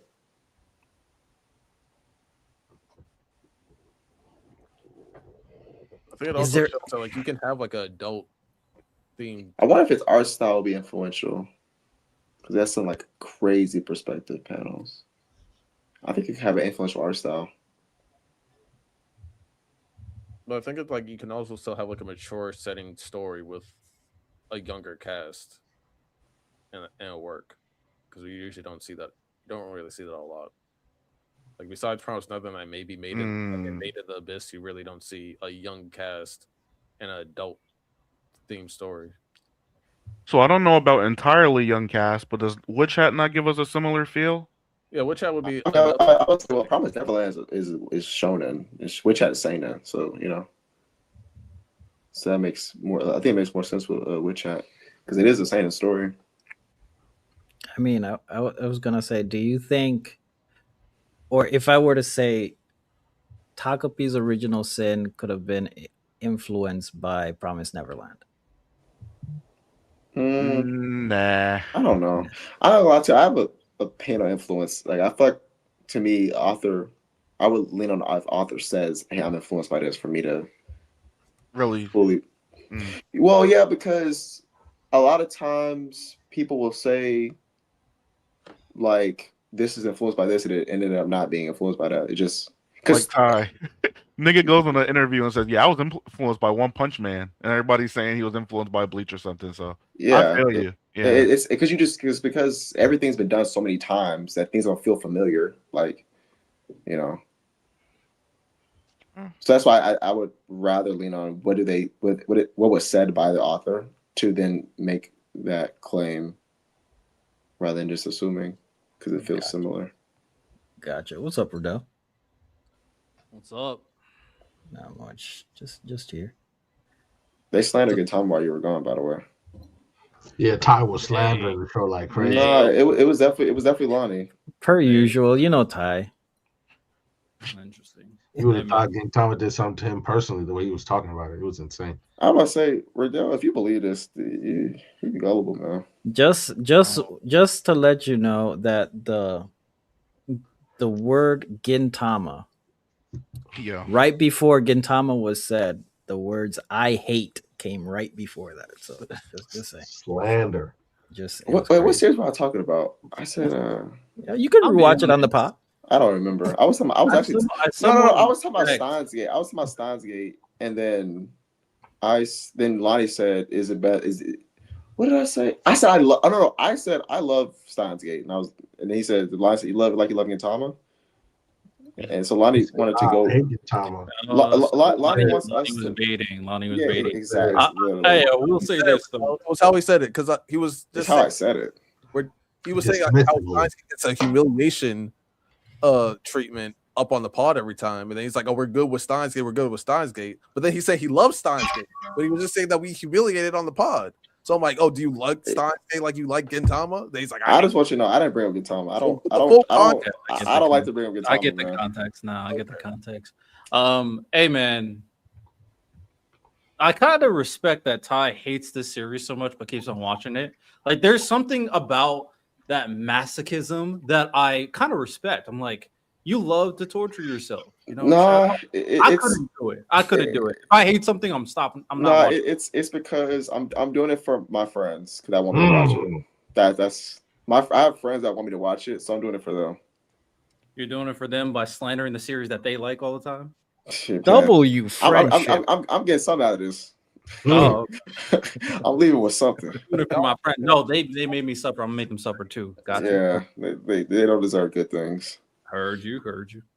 Okay, so So I have another category for it's your slice of lives, and this is for the people who have watched.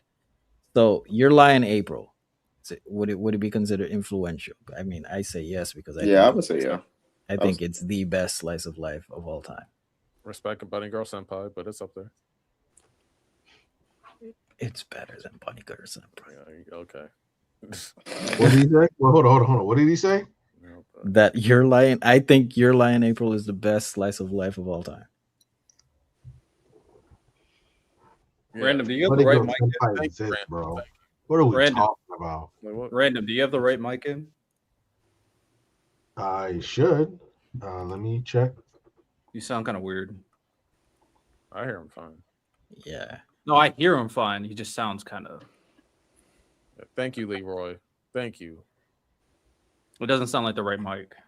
Don't get me wrong. It's top five. It's like top five. It is Santo. top. All It is respect top. to Your Lie in April. That's It's right. top My five. bad. It is. Yeah. It ain't There no you No, go. no, no. ain't Better no now. fun. It Yeah, is but top Bunny Girl one. Senpai. What we talking about? Bunny Girl It's Senpai. Thank you. It is top one, and After That's Bunny Girl just- Senpai, I can say that. nah. With the You exception, even kind of disrespecting Horimiya and Toradora, what you're I saying. was saying, I would put Toradora over Your Lie in April. No way. Now we're just capping. That Now was we're not just it's not capping. comp. That It's not is not cap. You get the whole, bruh. Get him, random. Get him. We not gonna sit here and talk like Tiger ain't one of the best freaking love interests out. That thing, it's like the perfect version of that old school type of story where, yeah, sure, one of the best sundares out, by the way, one of the few sundares I like in Tiger. Like, what are we talking about here? We don't, You acting like we're saying fruits basket. like, bruh, I would say Bakugo is my favorite tsundere. like, what are we talking about here? That Christmas scene alone, when she realizes that she loves bro, and she starts crying, and she sent him off to go do something. You don't remember? Yes, random. I remember. What I are we just talking about? I just think reading the letter at the end of Your Lie in April clears that. Ooh. Like clears it. What? Oh, even though Hey, man. Toradora went for an anime original ending, which was still great, by the way. Lonnie, when the MC like realizes that she's there, and that last 2-3 minutes when he's running up the fucking stairs trying to get to her, and then you want to know how perfect way to summarize this. Like you're running with them, random. It's like Yeah, man, you're running with him, and he opens up the thing, and she's there, and she's immediately, it's perfect, bro. She's like, I wanted to surprise you, and she's just like, I love you, and then she turns into Lonnie. She turns into the perfect version of tsundere love interest, and then boom, it's perfect. Sure, it's great. It's fantastic. It's amazing. When he's playing that piano recital by himself and you just see the spirit of Homegirl playing the violin, the ultimate duet, and then it just fades to black because you understand that she just went through surgery and she died. So we hyping up Ghost now. Oh Ooh. my god. Lonnie, when she left. This is Lonnie, Himmel, when she left. this is Himmel Part 2. We hyping up. Oh, bruh. Lonnie, when Tyga chose her family over because she's like, I gotta fix everything with my family, and she left her own letter for him, bro. Bruh. So Lonnie, Tyga had to die. That's how I would have felt better. Tyga had to die on the way to go patch things up with her family. Then he would have felt better. Yeah, if Nah, her, get the ghost fuck was, outta if her here. ghost was up there, it would have been better. Yeah, man. What are we talking about? Shit. Anyways. Ah. One of these days, we're really gonna have to have a slice of life episode. I'm ready. Just- I'm ready when you want it. Pause. Y'all got it. Yo. Yeah, that was a little crazy. We have been with y'all today? we have been What is up with failing y'all this today? episode. What's up with y'all? Ladies, I apologize. What do you mean, y'all? I apologize. Hey, we're a team, Ty. We are a I team. don't know. I'm not on that team. Look up chat. Everything that's said Look on at the the niggas. I'm not on that team, friend. Ugh. Look at Whenever you want to have the conversation, Santo, I'll be ready. Okay, so you're a silent voice. Mm, I love A Silent Voice. It's I like love it. I think it's the best movie, the best like slice of life movie. That and Influential, impactful. at the level That's of, different though because I don't know. As it was never made to be like an. You see a lot of movies that follow the kind of the breadcrumbs that a silent voice left. It was never made to be an anime. I feel like the ones that like the if we talk about movies, it's really Studio Ghibli in a class by itself. Yeah, Like we're talking about I don't slice of know. life ones, and like I could kind of see like Silent Voice. Well, being- like anime can be inspired by movies. I do think I haven't seen any series like Silent Voice.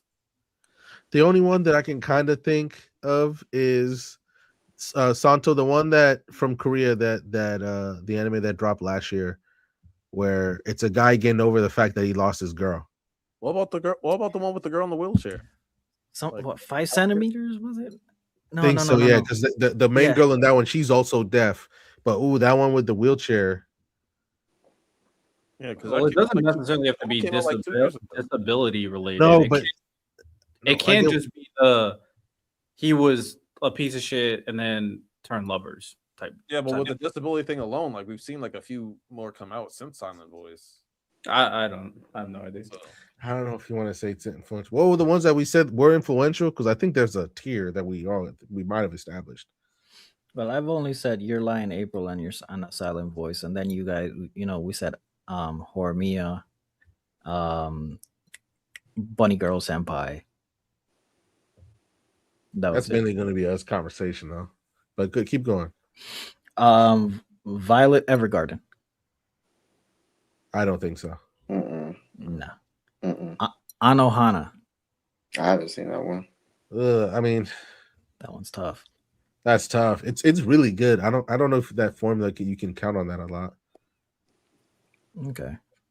So next category I have is isekais. And we already said SAO. Everybody agree? I think so.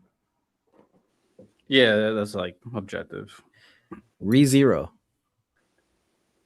I think Yes. yeah, because it's like to me it's the It's best. influential. Was it? I think it's the best isekai out right now overall. So I'd say It doesn't necessarily mean it's influencing other series. Because that's also a hard story to write. Not in terms of like the complexity of the start, but it's like the appeal of writing a character like what's his name? Subaru. Like a Subaru, where he goes through all this trauma all the time and he's super whiny at the beginning. Eventually he becomes good based on what you guys said.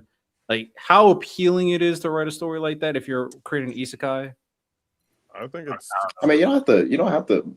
You can be influenced by a bunch of things in it though. It doesn't have to be like writing a character. The incarnation aspect, maybe. I mean, any other isekai doing that?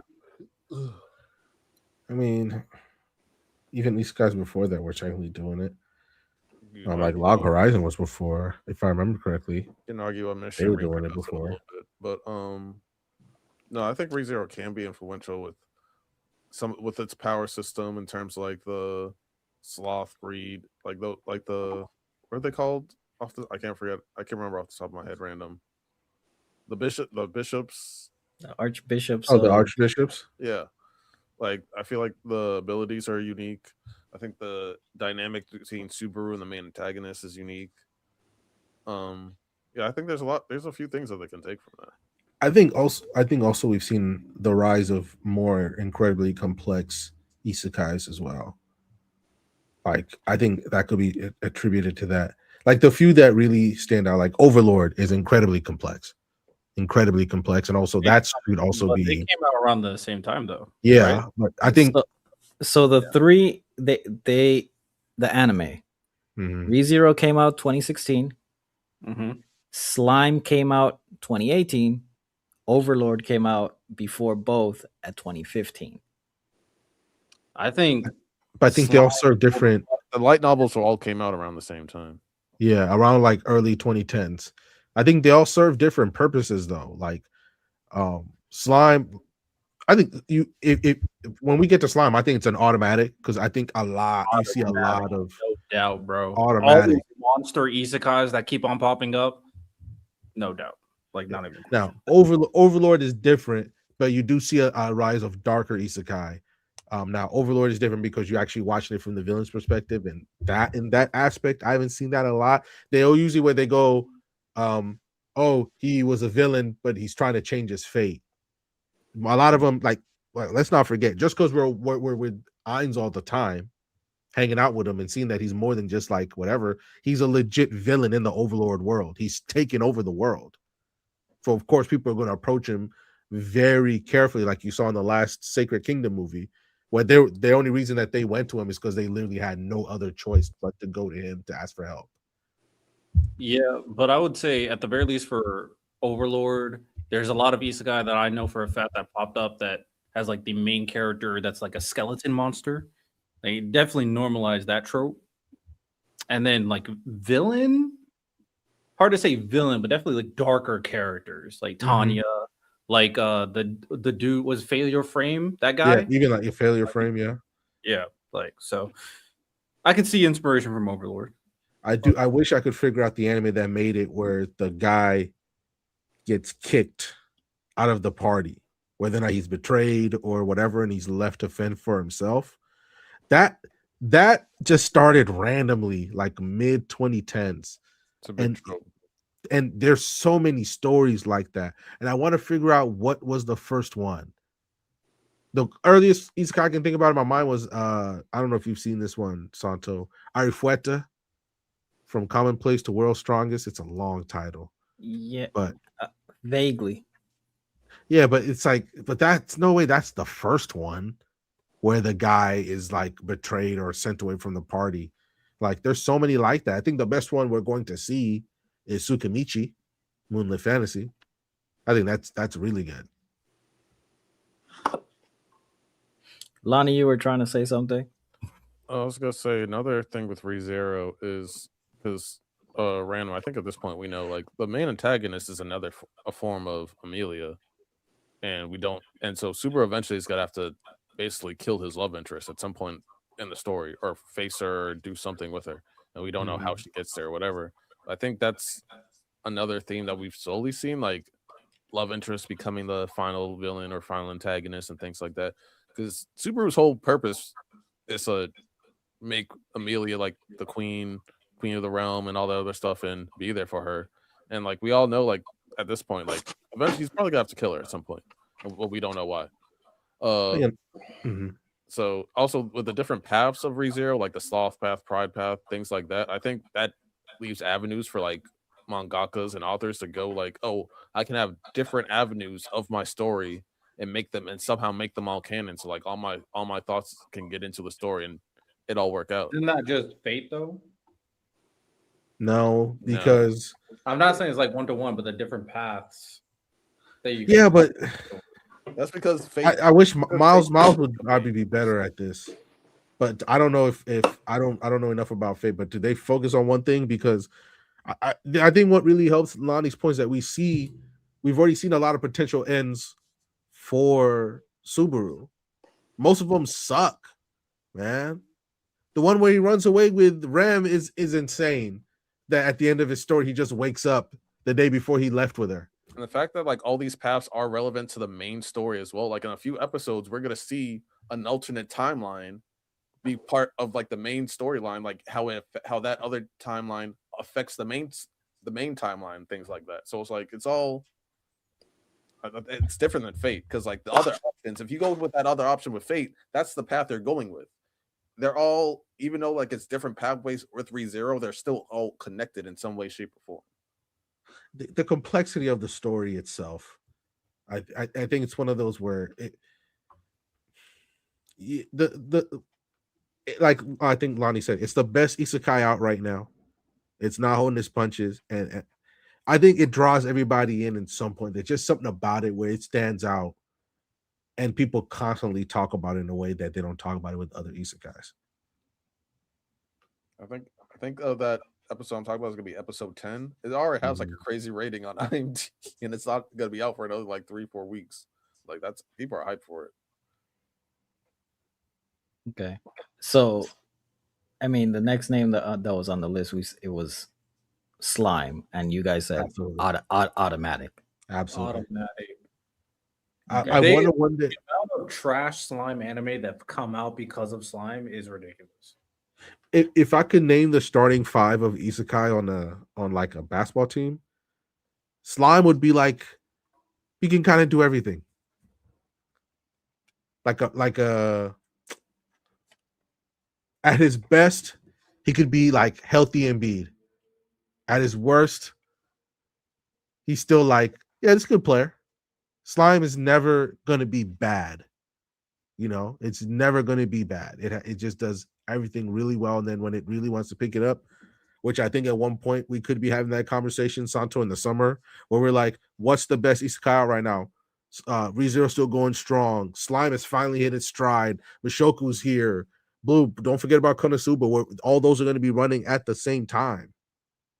I don't think we haven't seen that since when they all came out, basically. Slime And has completely changed the perception of slimes in fantasy series. We should also Slime also is having another movie right now, I believe. And they keep on getting in isekai movies. Goat shit. Shout I don't out. know if this one's canon though. The last one was. It's canon. Confirmed.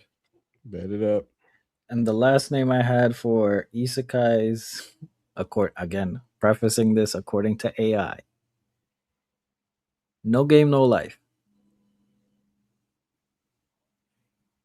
I think it highlights a lot of I mean, one of the biggest problems with anime in general.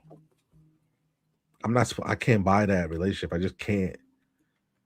Yeah, the brother sister stuff is weird. Like, come on, y'all. Like, and they really tried to like really force it like in the community too for a little while until they realized like, nah.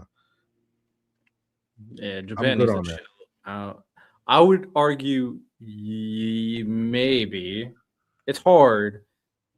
The way I'm gonna think about it, other than the weird brother sister stuff, is that there's a lot of anime out there where like the main characters have to solve very complex puzzles, and that's like the biggest crux of what this anime is, solving like complex puzzles. From my understanding, I've never watched it because of the brother sister stuff personally, but from my understanding, that's what is a core element of the story, solving and completing like difficult games.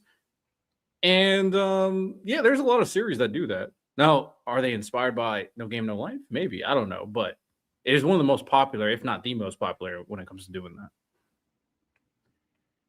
Okay. So the next category I have, they lumped some of them together, comedy and slice of life as well. One Punch Man. I think it could have been. I think it is. Why could have been? Why the hesitation, Rando? I mean, besides the fact that the anime just when you think it can get worse, it gets worse. They're going to next up in the anime. It should be one of the biggest anime fights of all time. Saitama versus Garo. Everybody's fully powered up. It should be one of the greatest fights we've ever seen, at least animation wise. I think it's not going to hit those standards, man. I mean, I at least I always feel like there's just a lot of missed opportunity with it. That's why I say it could have been. Whether or not it's a regular manga schedule or just the fact that like, yo, y'all not trying to make money off this property by giving it another season. I know season 2 was, mid to bad, but you could still get another season out of it. And then when they finally did, we see what they're doing. It's incredible that at least to some people's eyes, or at least to the anime studio's eyes, it fell down this far on the totem pole. I agree with Leroy. Season 1 did enough. Their series that created an OP protagonist, like a ridiculously OP protagonist with like physical strength. They did enough. And the amount of people who actually do the Saitama workout too, it's actually impressive. True. It's a pretty good workout too. I'm not gonna lie. I ain't 100 gonna lie. push-ups, 100 sit-ups. 100 squats. Now the one that's difficult was like a 10-kilometer run Mm-hmm. How long is that in miles? every day. every day, 10 kilometers. I think that's probably like 6-ish miles. Let me look it up. Nah, I'm good, bro. I'm so good. But okay, Mob Psycho. 6.2. I was on it. I mean, Mob Psycho is just One Punch Man, but psychic. So It's peak, so It is good. and to be fair, it's made by the same creator. If people didn't know that. Mm-hmm. yeah. One is one of them ones, man. He's the only reason I'm trying to build ego because he has a good track record. Both of them are one of them ones. It's just the anime for one of them. Ty, what's your review on Bug Ego? I kind of hate it, but I kind of don't. It's so weird. Like it's like It's unique. it's like this author's playing with me. Like I know what he's capable of, but it's like the story is weird. I don't know. I hate it, but I don't. That's the best way I can describe it. Like, I was reading it irritated, but I was intrigued, I guess. At the very least, the art and concept are interesting. Yeah, it's a interesting. Now I will say when I was reading it, I saw like the people invade the dreams. Like, oh shoot! So okay, now this might be one. This might be one. So I might, but also I hate that it's like on a. I think it's like isn't it on a monthly schedule? I think. Mm-hmm. Yeah, monthly. So how interested will I be reading every month? I don't know, but the dream invasion was interesting. I'm with you. I haven't been consistent with it, so I'm not mad at it. So we'll see. Okay, The Disastrous Life of Psyche K. Nah, it's just Mob Psycho, but not Not as cool. Love is War.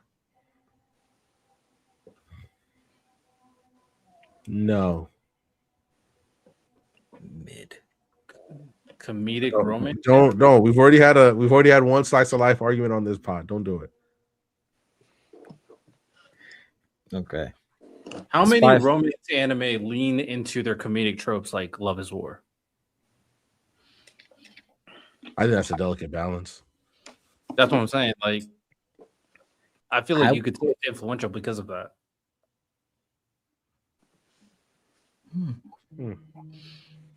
I don't think no. I can't think of one.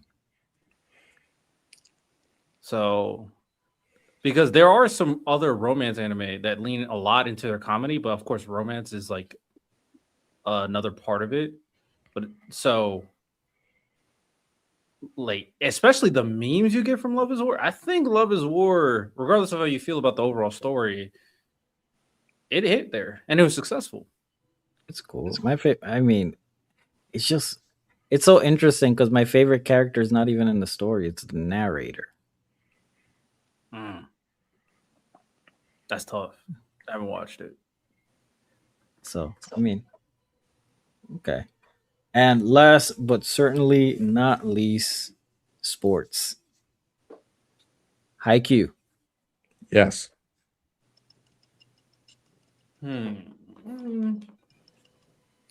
No. I mean, how could you not say it hasn't been influential? Well, isn't this like projections? Like we're assuming that it's going to be. I mean, some of them already made an impact, but will it be one of the most influential in the sports genre moving forward? Probably not. Is my projection. Really? It's I like it, but I don't know. It's tough because it's one of the better ones in terms of having a dual protagonist. Like, yes, Hanata's the protagonist, but what's his name? Kageyama is arguably equal. So it set that trope well. I've seen other sports series try to replicate that dual protagonist type thing, and they don't do it nearly as good as Haikyuu. So I could probably say that. People have started playing volleyball more because of Haikyuu. I'll give it that as well. Side note: have you guys seen on TikTok the I call him the zesty volleyball player? Yes. No, I have not. Oh, seen it. listen, the guy's an absolute menace. He's a beast. I said, what be on how TikTok? But he, hey, you I want see to it talk because about of the timeline? podcast. Ty, your timeline is insane. My timeline is not. Listen, my timeline. Yes, it is. But he is extremely zesty. Like he put like his spike is like 130 miles an hour. Damn. But Demon. then he like hits you with a at the end a twirl. Yeah, man, it's not Wait, ringing. do that again, Toto? I am not doing that again. No, thank you. Oh. I would say it's not ringing a bell for me, man. Maybe Riddell knows. Riddell, you know about this? I only seen it because Jeff T's podcast reacted to it, and what they were.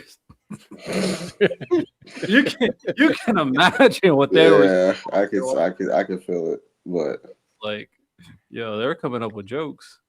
But I feel like if you're that flamboyant, you should be okay with jokes. But you know, I'll let it rock. All right, Kuroko no basket. W business decision, Riddell. True. Kuroko no basket. Yes. I actually think.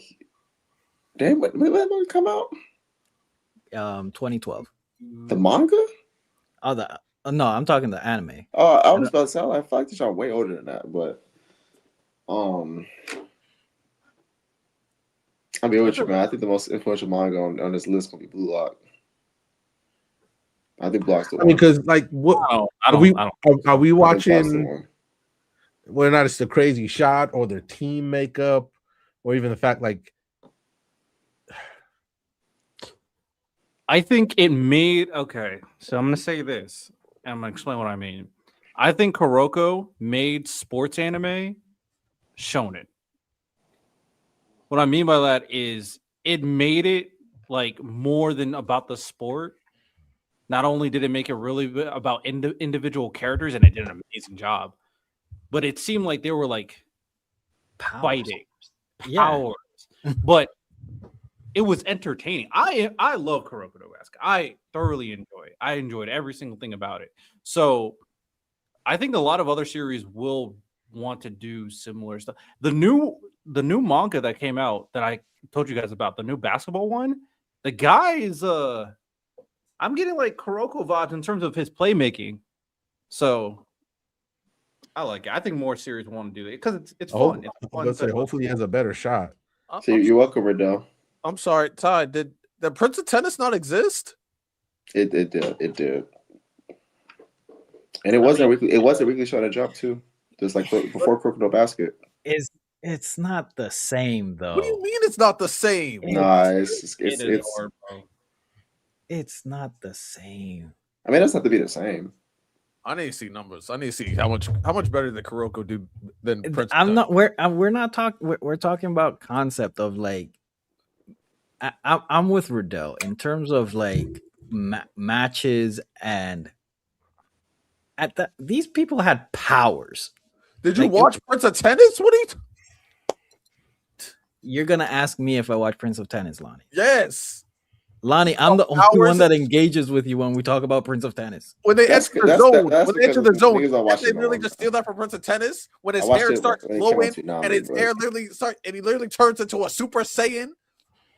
When he does like a cyclone drop shot with reverse gravity, when he does the trick shots against the line. But we're not talking about what did it first. We're talking about like what made it, what is more impactful.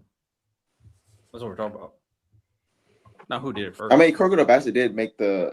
If you think of sports powers, you probably think Kuroko no Basket 1st, and then probably Blue Lock, but Blue Lock's more realistic. So Blue Lock is more realistic. Then Kuroko no Basket, yes. The niggas taking like bro. I'm not saying either is realistic, Ty. Before you go on a Sato, you act like I'll be confused when you talk about. I know you. I'm saying that Blue Lock is way more realistic. That's what I'm saying. Like way more. Wait, bro, are y'all niggas kidding me? A nigga that can make full car shots whenever he feels like it. Y'all think that's what does Block do that's comparable to that? I need somebody to tell me.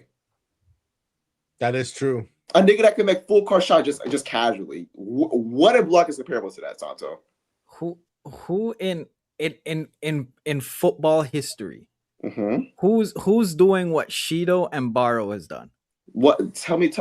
I'm asking. Literally, what is more? Name something okay. that's equally unrealistic as a nigga that can make full car shots whenever he feels like it. Literally crossing up the entire team. That's say.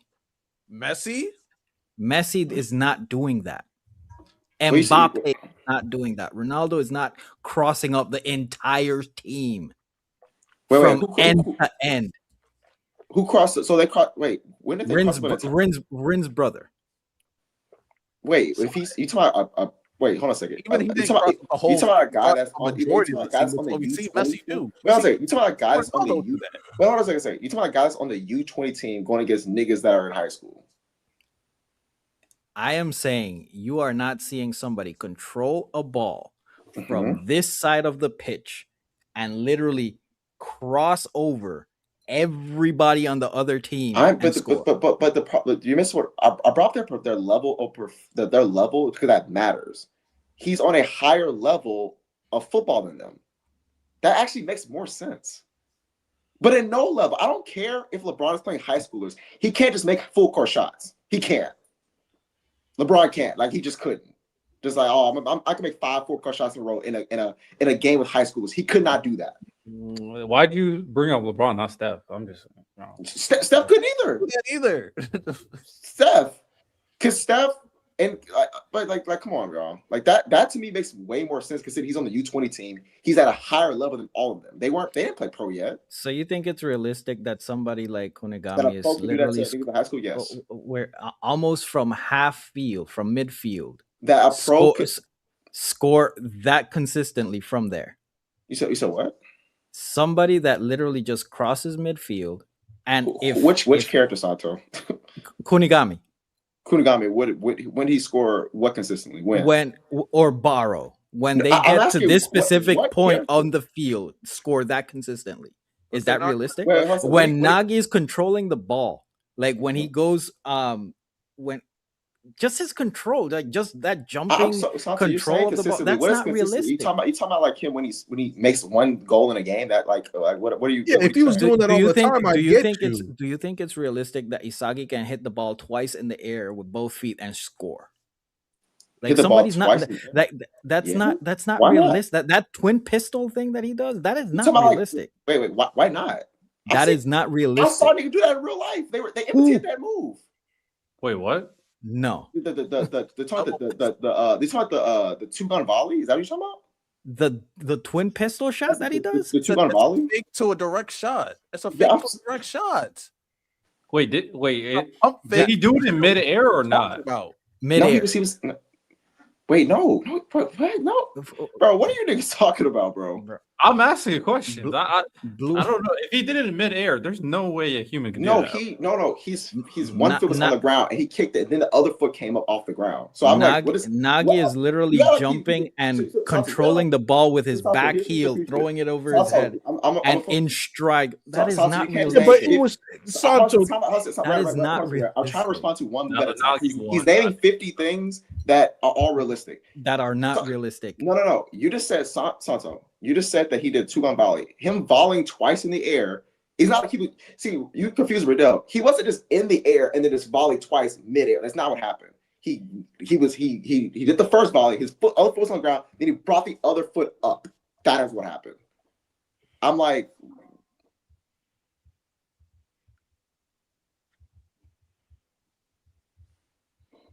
all right. Shout out Blue Lock. I think it is. I ain't gonna lie, bro. This like y'all. Wait a second, Riddell. Do you think that block is like you don't think it's way more realistic than Kuroko basket? Do you think that, Riddell? No, I think Kuroko is more unrealistic. Midorima is. I don't. Hold on a second, Riddell. I don't think it's close. I think Kuroko basket is easily more unrealistic. It's not even close. I think if you take out Midorima, he's the only one. He's literally the only one. Now, to be fair, I will say like Akashi making people fall. Like, bro, he made niggas fall. Like he did a simple move, and they all just fell to it. Like, this shit's not realistic, bro. Between the legs, fall. hilarious. Between the legs, fall. Like it's a simple Like, come crossover. on, man. God, that shit was funny, bro. It's a tween ankle break. And it's I- automatic. It's automatic. You're just automatically falling to him, no matter I what. just don't. I played soccer. Like Okay. that is. I'm not used. I'm not. I'm saying okay, Santo, relax, Santo. You go, No, Santo, no. relax. He's saying, telling me. Yeah, to yeah, relax. you're like a white lady, bro. Stop. What? I'm saying, go ahead, Santo. Go ahead. I'm just saying. I think a lot of people say that in terms of Blue Lock is realistic. It's not. It really isn't. It's more realistic than Kono Basket, Wow, which is the point I was making. Aside from Midorima, we're talking about If you aside from no, I give you this. Aside from two characters, Aomine and Midorima. What else? I've seen Kobe do some of the Mine shots. I'm just saying. High schoolers? High schoolers. Hey. We've seen high school. You put Zion on some of these high school teams. We remember Zion's tape. He was just bullying people. Okay. That's what Almina is doing. Right, Bullying. but I'm saying I just think it's kind of crazy that you went to a top 3 player ever. Like I see the top 3 player ever do this thing this high school did. Almina is Timothy. He's the best player on the. Hey man, if you see what I'm saying, we gotta compare. Almina Kobe for real. Yeah. Bro. I don't see. Well, anyways, but yeah, last name on the list I did have Blue Lock. I think Bucks be influential. See, my biggest thing for Blue Lock on why it would be very inspirational is it shows that you can tell a sports story without relying on the simple formula of make it through regionals and then make it to nationals and win nationals. Like Blue Lock differed from the norm, and it just will probably allow a lot more series to be more creative with their storytelling for sports series. So I would say yes. And then everybody's talking about ego nowadays. Okay. Is there any names that I did not call that you guys think would be influential moving forward? Surprised I didn't say slam dunk. Probably Kagurabachi. You know what? I don't know. Santo, I'm gonna say the beginning after the end because it's gonna be a warning to please be careful which studio you choose to make your shit. I think Kagurabachi is easily gonna be one of the Your shit. because Kagurabachi what's doing right now before an anime is actually. Yeah, I know I don't think it's gonna do this, but it's selling at a faster pace than Demon Slayer did before its anime came out. And Demon Slayer before the anime came out was selling like crazy. I just don't think it's gonna have the same amount of pop because it doesn't have the novelty aspects that Demon Slayer has. Like it doesn't have like that mascot character like Nezuko. It doesn't have. I don't think it has like a strong female cast. I'm just telling you the numbers. Yeah. So does it? But like Solo Leveling doesn't need one, so I wouldn't compare Solo Leveling. But I think I'm just if you go off the standpoint of like because I actually have a friend. She's from Japan. She talked about her family. She says a lot of people her family in Japan, all his friends, they're all obsessed with Kagurabachi, and it's selling at a unusual rate before an anime. It's I haven't seen anything like this before actually.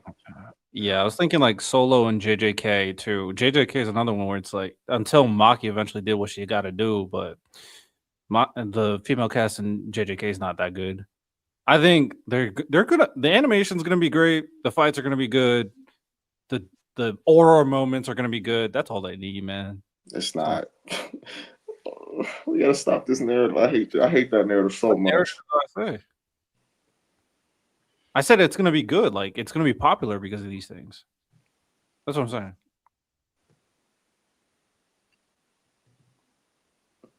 All right. I thought he was gonna respond, but okay. So that was actually the list that we have. That's who we think is gonna be, influencing manga and anime moving forward. And before we go, I do have a quick segment to do. or that I think is actually pretty interesting, and I kind of want to do this moving forward. So we're gonna have weekly anime power rankings. So I picked 5 anime that is considered the most popular and most watched recently, and I want to know where you guys would rank it in the weekly anime power rankings. So there's 5. Do you guys want me to name the all 5 and you guys let me know, or do you guys want me to go one by one? Just name all 5 and then we'll do it. Okay. So the 5 that we have is Slime, Witch Hat, ReZero, Damons, and Wistoria.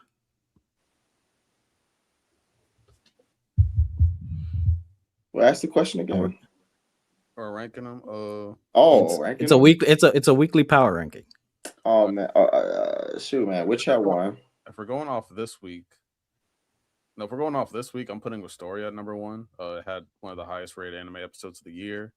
One of the climax. It's like I wouldn't say the climax of the season, but it was one of the epic moments of the story where it's like this, how One Piece after Wano was like, oh, this is the pro. Now this was the prologue. That basically just happened with Wistoria. Big epic moment for the main character. He went crazy. Fans love it, and this is now the official start of Wistoria, Wand and Sword. So I'd say one of the top rated episodes of the year should probably go number 1. Yeah, I'm not gonna lie. When everybody was cheering for Will, I was like, man, that was awesome. All right, I'm gonna have to catch up to all of these so I can engage properly. Well, I heard a lot of good things from Witch Hat, so makes sense for me. Give me Big Witch at 1. You already know, man. You already know. Give me Big Witch. Right, Well, this is democracy. Lonnie said 1 for Wistoria. Ty said 1 for Witch Hat. Sanso. It's Witch Hat. I mean, I can't. Democracy. Yeah, W I'm not democracy. voted. I'm not mad at Witch Hat being number 1. Witch Hat's power system is like the fact that nobody's just using this in their everyday life because it's considered taboo is insane. Like, I wouldn't be able to not use this. Like, because they don't know how to use it.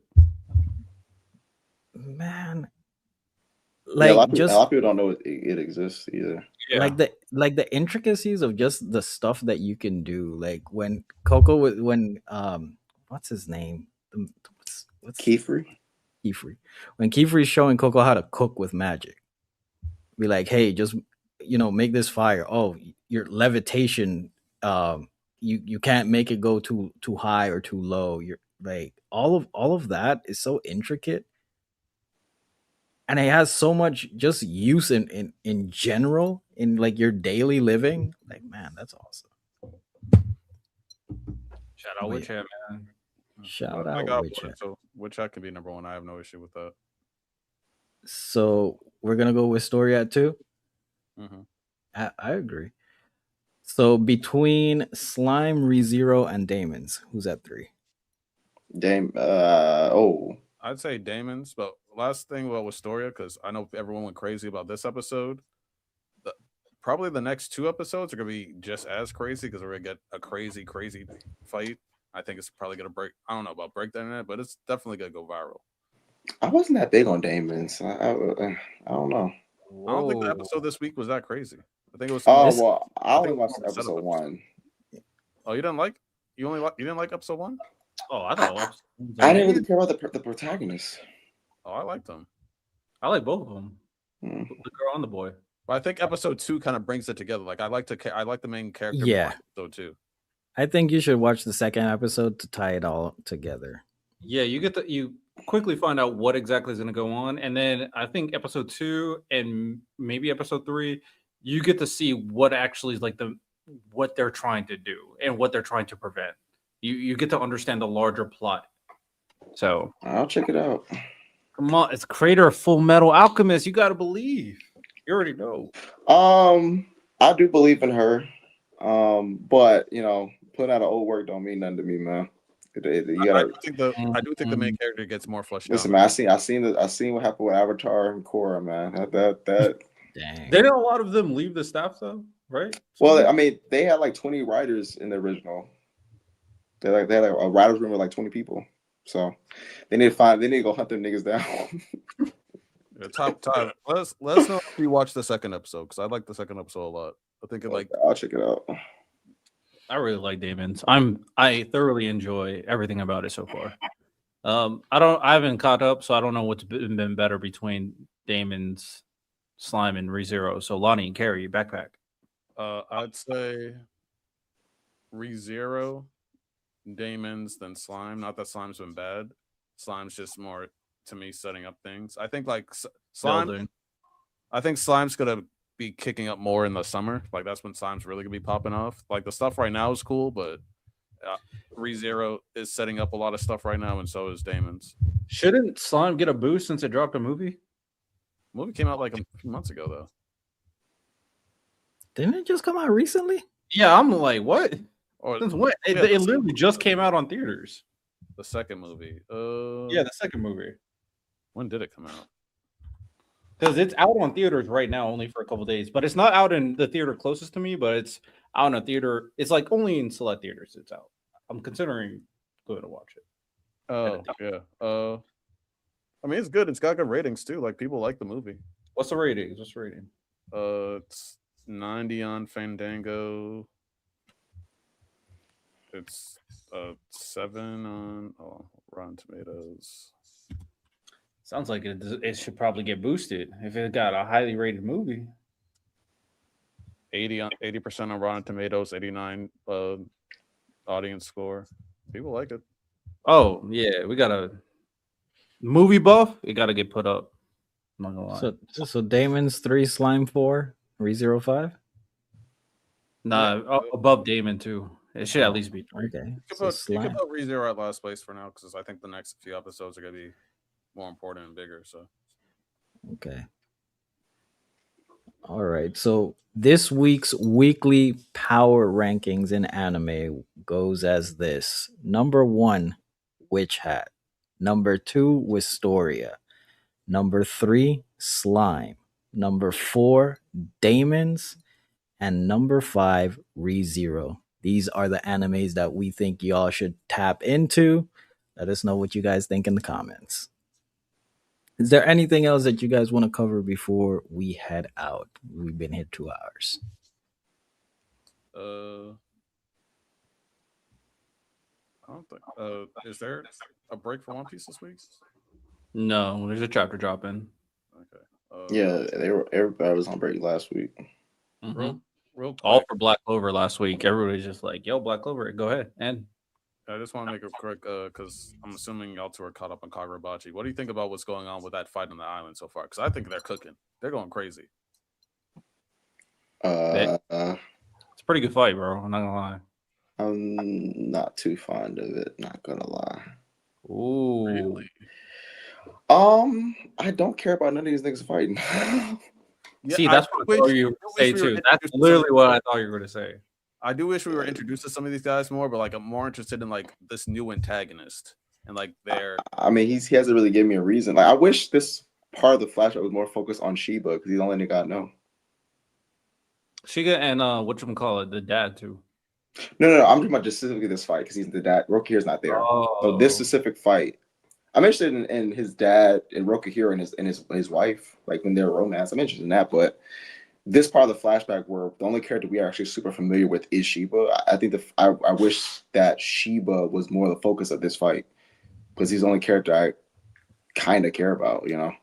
They tried to make us care about the other dude as like the head of the Todo clan. Is that what they're called? The Todo clan? Some of the Soga clan, nah. Soga clan. They like he's him. He's like the they tried. I agree with you. I didn't care about pretty much all these characters, but I think the fight itself has been cool. That's I would say just calling niggas showing up made me care about them, man. Yeah, I don't care about the niggas, but the fight itself is they're cooking with the fight. Yeah, I would say I can't. That's not gonna. not even the sword guy they introduced earlier. Like I don't care about this. Why does he have a sword? Who is he? Yeah, man. But you know, hopefully that we get about this fight soon. What about It's happening longer than I expected. what about Ichi the Witch? What do y'all think about what's going Oh, on? I'm enjoying Each the Witch. Oh, I'm enjoying fucking peak, bro. I'm enjoying Each the Witch because we're focused on characters I care about. There we go. Cooking. And now we got the whole situation. I feel like we talked about it, how they could have like a civil war, and we're literally about to get a potential civil war conflict with the witches. And now we got males in the part. We got Ichi's mentor. We got a little mini feud between Discaris and Ichi's other mentor. I'm sure that's Yeah. gonna play. Which I love that interaction. Where he was like, "Yeah, I'm the number one mentor." That was great. So now we're gonna now, and to me, that was such a smart move to make the Magic Keepers, to have someone that Ichi's emotion connected to be a Magic Keeper. Because now it's gonna make his decision a little bit harder. Because now you gave him someone that he cares about on that side. Because obviously, when they say, "Hey, Ichi, be a Magic Keeper," he don't know none of them niggas. He was like, "No, I'm staying with my homies." But now you gave him basically a parental figure over there. That's what's gonna that just creates more conflict. And they gave him a reason to hate the witches because one, a super evil villain witch, which I'm interesting they introduced, and now we got a traitor that's about to fuck things up right now as well. So now he's gonna have a negative perception, or somewhat of a negative perception, where it's not like all positive notions behind witches, because all the witches he's met has been good. So this is gonna be interesting, man. I'm curious to see what they do. They introduced the traitor so early.